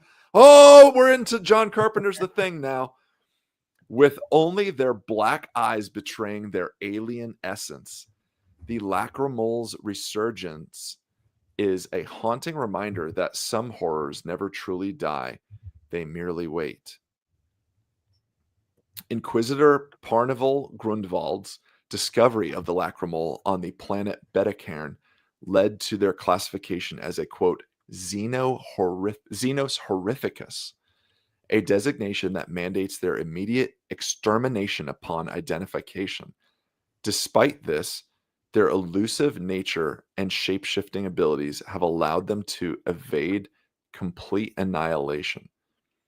The Lacrymole's persistence is a testament to their adaptability and the chilling reality that even the most formidable enemies can be deceived. Their presence serves as a grim warning. Some threats are not only deadly, but also insidiously deceptive. This is so cool. I thought this was not going to be as cool, to be honest, with their name, but like, it's got T-1000 vibes. It's got John Carpenter's The Thing vibes. It's like Invasion of the Body Snatchers ish. Very cool. Yeah. Very cool. What I love about them is, like, you know, we've read a lot of Xenos before, and you don't often come across the Xenos Horrificus title. And these guys got it. That's the level of nasty that they are. They achieved it. Yeah, man. Like, they take your shape. Like, sure, try to eat my soul. It's gonna taste like shit, but you're gonna take my body shape now. Come on, that's just rude. You know how many cheeseburgers I had to eat to get this thing? Right. Yeah, very cool. On that note, let's talk about their appearance and biology. The Lacrymole's true form is a nightmarish spectacle, a writhing mass of flesh, limbs, and fangs perpetually in motion. This grotesque amalgamation is held together by a singular, unblinking pair of black eyes that remain eerily constant amidst the chaos of their shifting bodies. Their vampiric nature allows them to feed on the blood of other beings, a sustenance that grants them the abhorrent ability to assume the appearance of their victims. This transformation is not just physical, it is a complete mimicry, enabling them to infiltrate human society with chilling precision. Their shapeshifting prowess is both a gift and a curse. While it allows them to blend into their surroundings, it also serves as a constant reminder of their monstrous origins. The Lacrymole's ability to change forms at will makes them formidable predators, capable of sowing fear and distrust wherever they go. Their presence is often felt before it is seen, as the air grows colder and the shadows seem to deepen in their wake, heralding the approach of these malevolent entities. Yeah, it's interesting that they take more than like your body, that they are adept at mimicking. Like, I wouldn't know, you're interacting with someone that was consumed by Lacrymole and they took its form, their conversation might be off. It's like, oh, that's not what Mark usually sounds like, or that's not, what Court's really into. Like, why is he suddenly really into like My Little Pony all of a sudden? Like No. the behaviors No. are off, right? If he's not talking Hey man, about you don't teeth, know me. Yeah. But they seem to like slide right in there and like completely blend in socially as well, which makes That them was what I was extra gonna adventurous. I was going to ask you guys. I think you bring up a good point, Christian. This would be just a fun little thing. Like, how would we know it's you? So my friends and I, every now and then, we'll just say like somebody will do something out of character, and we'll just be like, "Skinwalker? Are you a Skinwalker?" Like, and we'll test them. Skinwalker. So, like, what would be your one thing that like you could tell, like maybe no one would know, but if you do this, like you're okay. Like if I came in, of course, like wearing like I was gonna rag on Nickelback because they're a really shitty band, so I won't rag on Nickelback for being a really shitty band. So I won't use them as the shitty band example. Just a heads up. Yeah. But I'm gonna say Flyleaf because that band fucking sucks. I'm sorry, but maybe if I came in and was wearing like a Flyleaf t-shirt, and you guys are like, what's going on there? And I'm just like, I don't know what you're talking about. I think if you love came this. in and you started making like not 1990 references, but like 2015 references, I'm like, okay, so we're double Something nerding, happened to but Court. you're like decades Right. behind of where you should be. That'd be my tell for you. Okay. Yeah. And maybe Mark's like wearing like a button-up like collared shirt or something like that. It's just like, what is happening here? Very formal. Or even like a hat. Like a hat even would just be like, what the fuck? Yeah. It also, to your Terminator reference here, it's like that part where he calls the bomb and like your parents are dead. Yeah. Because like obviously the answers aren't fitting. Yeah. Thank God no one would try to mimic Christian, so we never have to worry about there being multiple of him running around. Or maybe there was always multiple of me, and that's why I keep showing up every time you get rid of me. Oh God. The assassins were right. They were successful. Every time. Every time. Yeah. No, that's the craziest thing about these guys for sure. Yeah, they take your appearance, but also your mannerisms. And like how can they can just embed everything then. Yeah, like how your behaviors, your interests, all that stuff, they just blend in. Which makes they them know your Facebook password. And just to be fair, I'm sorry, this is a little off topic, but like I was mentioning Flyleaf being a crap band. They were not the band I was thinking of. I still probably don't like them that much, but you know what? I'm going to throw it here. Sorry, Skillet. That band fucking sucked. I'm sorry. What, do you just not There like Christian rock music or something? I'm getting a vibe here. I just I'm sorry. That we will do maybe we'll do an episode, a bonus episode of like just my hot takes or whatever, but I don't know. Sorry. I was going to throw them under the bus this episode. For sure. It's so bad. I'm sorry. There we go. I love y'all. And you know what? Skillet, if they're happening to listen to the show, I'm sorry. I respect you guys, but like, oh man. Wow, I'm really fucking tense right now. Yeah. Court comes in and says how much better Narnia is than Lord of the Rings. Get him. That's not Court. That's how you know. I'm a Lacrymole at that point. Shoot me right then and there. That's it. Not really me. Just look at the roses. It's going to be okay. Let's talk more about their powers and abilities. The Lacrymole's most terrifying ability is their vampiric shapeshifting. After feeding on the blood of an individual, they can assume that person's form, including their voice and mannerisms, with unsettling accuracy. This mimicry extends beyond mere appearance. They can replicate memories and behaviors, making them indistinguishable from the original. This power allows them to infiltrate human society, spreading fear and paranoia as they move undetected among the prey. Okay, so code words and stuff. They know it all. They're getting through. No simple tricks are getting past them once they taste your blood. We're fucked. Yep. Man. In addition to their shapeshifting, the Lacrymole possesses a natural resilience and strength that make them formidable opponents. Their true form, though grotesque, is highly adaptable, capable of surviving in various environments and conditions. This adaptability, combined with their ability to mimic others, makes them elusive and dangerous. Encounters with the Lacrymole often end in tragedy, as their victims are left questioning the very nature of reality and identities of those around them. Do you think their shapeshifting is like natural, or is it kind of warp tide? I don't like when What's the everything is warp difference? tide. Well, one would be like a purely biological phenomenon. Yeah, I don't like when everything has to be tied to the warp. I do like when some things are just biological. So my vote would be it should just be biological, personally.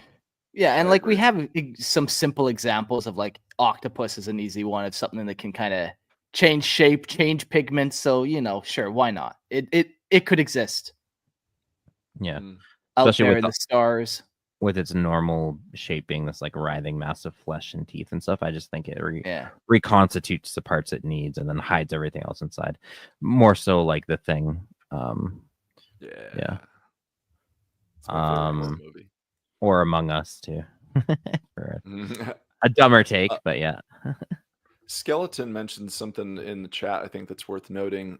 They say, also, why haven't we seen Tyranids picking up and using all these minor xenos adaptations? We don't know that they haven't.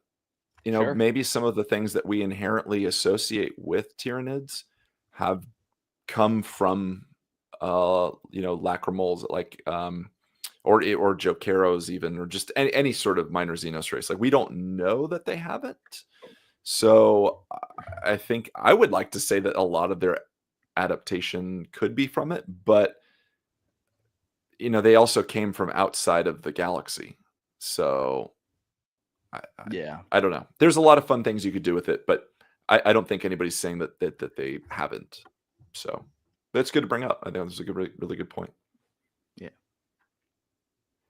What happens when you get a gene stealer who infects a Lacrymole who's impersonating a human? Quickly destroyed colony. Perfect. A swift uprising and a destroyed colony. That's when you exterminatus that bitch right there. Right then and there. Just gone. Yeah. Xenos horrificus. Yeah. All right, let's get into their history then. Let's see if we can learn something new here. So the Lacrymole's history is one of near extinction and haunting resurgence. During the Great Crusade, they were hunted down and nearly eradicated by the Emperor and the Space Marine legions. However, a few managed to survive, retreating into the darkest corners of the galaxy. Their existence became a whispered legend. Excuse me. A tale of horror told to frighten children and warn the unwary. Yet the Lacrymole were not gone. They were merely waiting. Their reemergence was marked by a series of chilling incidents. The most notable was the Charnel Spectre incident, where a Lacrymole infiltrated a Deathwatch kill team aboard a Space Hulk, leading to the deaths of several Astartes. This brought their existence back into the light, prompting the Inquisition to classify them as a significant threat. Despite efforts to eradicate them, the Lacrymole continued to elude capture, their presence a constant reminder that some nightmares are eternal.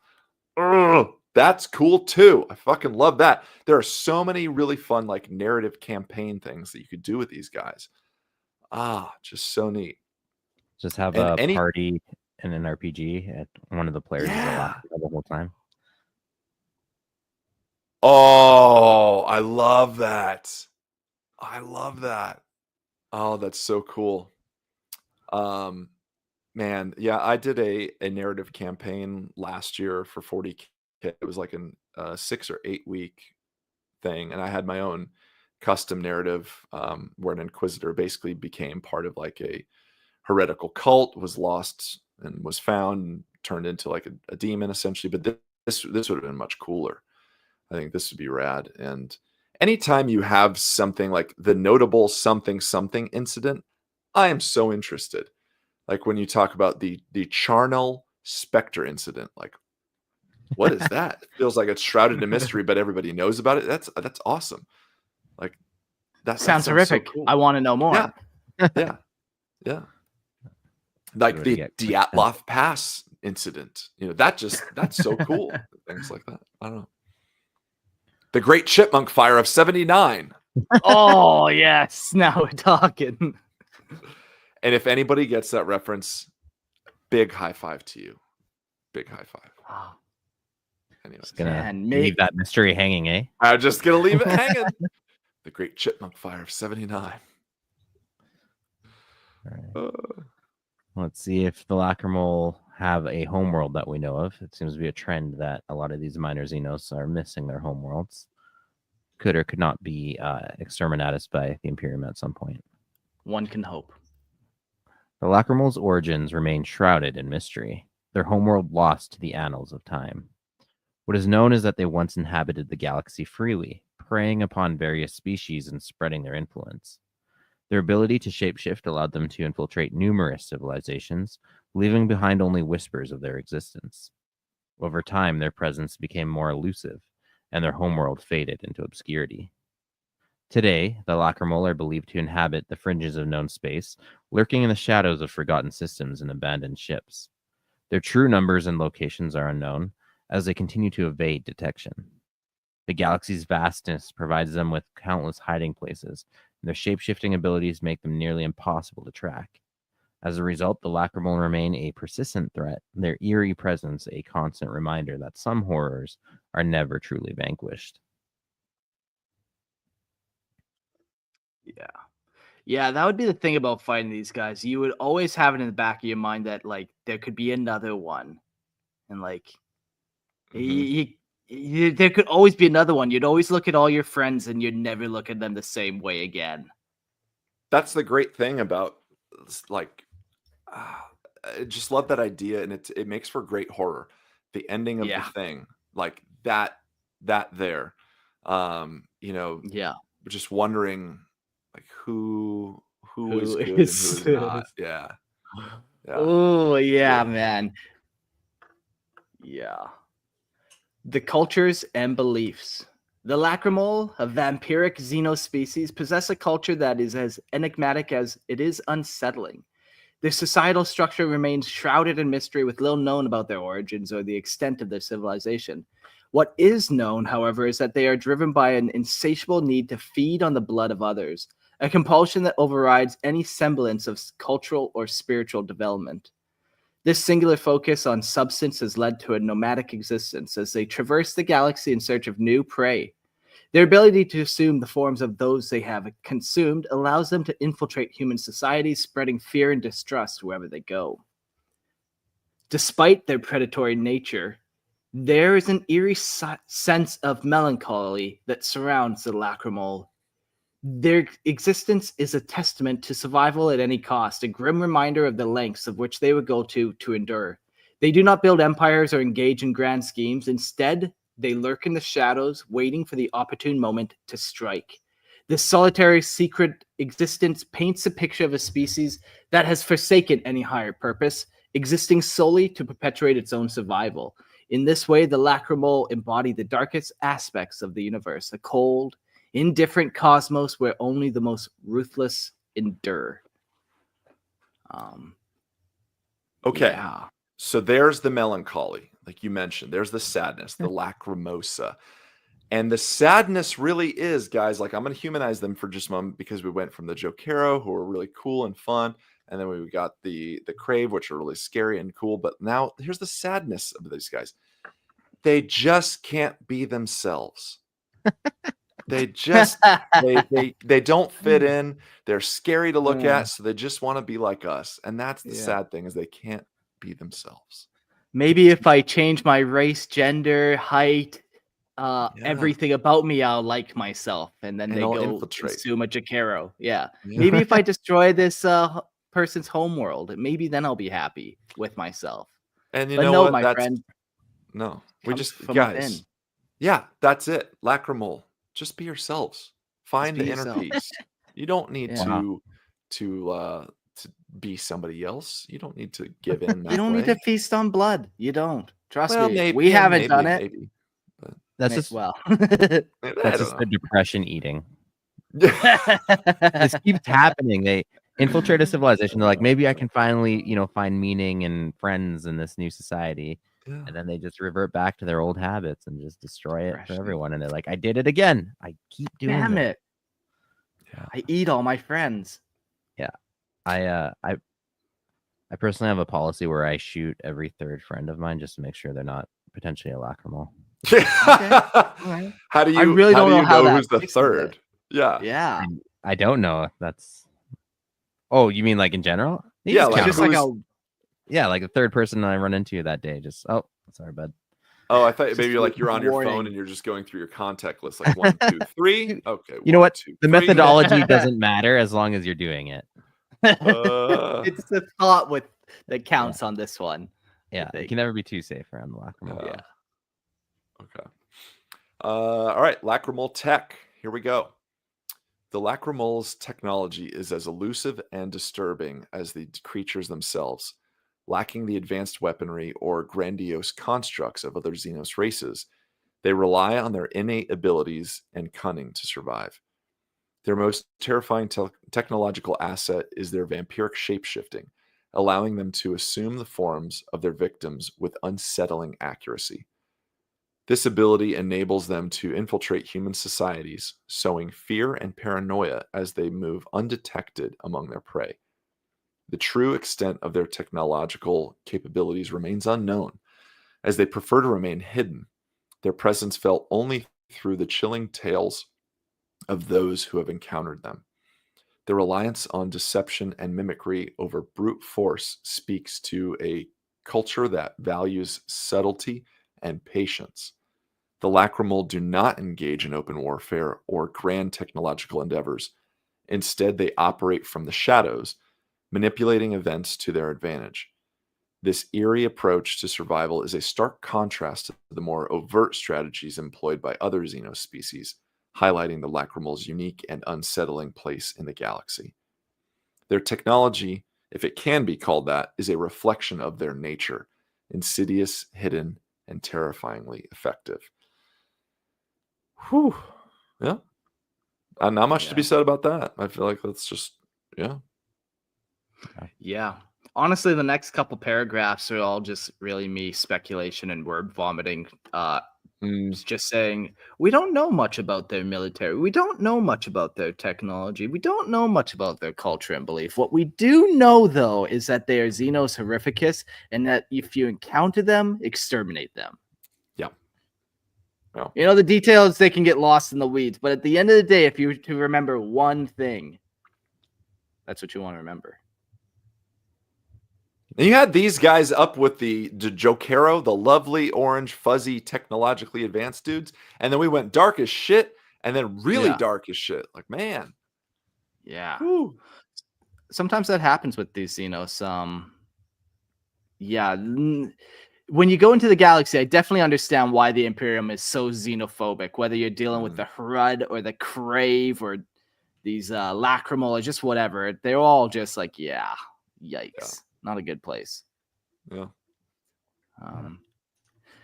Cool. Well, I had a couple more notes, but like I said, honestly, I pretty much, we don't know much. The Lacrymole, they were super cool, but we didn't have a lot of information on them, but I thought they were cool enough that we should include them. But yeah, I think this was where we'll wrap it up now for this episode. It was fun. The next episode we're doing another minor Xenos, and it's gonna be Kroot. So that's gonna be super fun. And it's just gonna be Kroot in that episode because there was a whole bunch on them. I was about to call you. I was gonna be like, dude, there's no way you put Khrave in with a bunch of other Xenos. You would totally dedicate a full episode to them. As you should. Guilty. Yeah. It's not just the Kroot. We're also going to be talking about the Krootox or the Kroot Hound. Many races will be mentioned in that episode. Yeah. Right. I like this episode. I like all these minor Xenos. It's cool coming up with the little spots of like where would we actually see these in like the tabletop aspect. Is it like epic? The Jindari, that would be epic. The big scale, you're fighting titans. We talking about kill team level. It's always kind of fun placing them. I think they're best suited to tabletop RPG. Like I said, or you got them. You can build a whole mystery around finding one, or you could have one in your party. Like, yeah, I think they're great for narrative building. Yeah. I'd love to know if any of the listeners out there incorporate these in any of their tabletop games, RPGs, whatever. Like if you've got a cool mini that you want to show off or something, throw it on our Discord. And if you've got some cool narrative stories where you can incorporate a Lacrymole, Khrave, Jokaero seems to be pretty simple and easy to do. But if you've got some cool, like fun narrative gameplay, we want to know about it. Share it. Yeah, definitely can get a lot of fun stuff happening that's not standard. Yeah. Well, I think that's this episode. No call-ins today. I think the next episode's going to be shorter, so maybe tomorrow we'll do a bunch of call-ins and hear what you guys have to see or say now that we got a couple more minor Xenos in the barrel. But until then, we'll do some call-outs here. Merlin Miniatures, use promo code Lorehammer. Go buy minis off them. They sell all types of stuff from Lord of the Rings to 40K to whatever, but you can definitely go check them out and buy minis from them. And come check out the Lorehammer Listener Lore podcast. I read out your homebrew lore. It's a lot of fun. Read a whole bunch of them. Come join me there. Cool. I'm just going to do a quick Quartz Relic corner here because I got something in this week that's really fucking rad. Not 40K nerdy, but Lord of the Rings nerdy, since we were chatting about it earlier. So my best friend gave me this and I cried my eyes out. This is 35 millimeter film. And this is the original trailer for Return of the King, unused. So this is trailer number 1 in 35 millimeter form. This was sent out to movie theaters across the country, and this was what was shown when they were going to show trailers for Return of the King. Unused 35 mil film with the, I don't know if you can really see that on the screen, but boop. Yeah, that is a relic. There it is.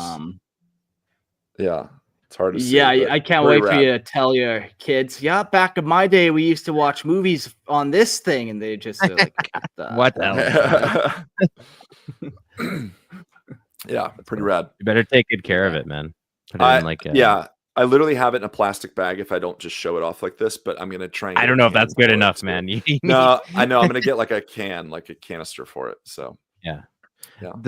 I think all film degrades over time too, regardless. Like you can take the craziest steps and you're still gonna lose fidelity at some point. But by then, hopefully Court will be dead and I will have scrimshot his body. Yeah, that's right. In memoriam. We'll wrap the film around your Good. Turn you into a mummy with it. Yeah. And then lastly, just shout out to our buddy Logan for Hydra Thoughts. So guys, please check out Logan's YouTube channel, Hydra Thoughts. He talks cryptids, conspiracies, and mysteries. So go check it out. Subscribe and watch and like and all that shit. Whatever, it's cool. Yeah. And if you like the world of Star Wars, come check out Jordan and I and our epic discussions about the world of Star Wars on the Star Lores podcast. It was just May the 4th. So in honor of that, we actually dropped a music episode. So Court, definitely go check that out. It is a bit of a magnum opus for us. We put a lot of work into that one. Really? Doing a deep dive into the music of Star Wars. That song is featured on there. Yeah. Just a lot of Yeah. John Williams stuff. You guys John are talking Williams about? and others. Yeah. Yeah, just go listen to it. Cool. We're pretty proud of it. It's an experience. So Cool. definitely go check it out. Cool. All right. Well, we'll see you guys all in the next episode.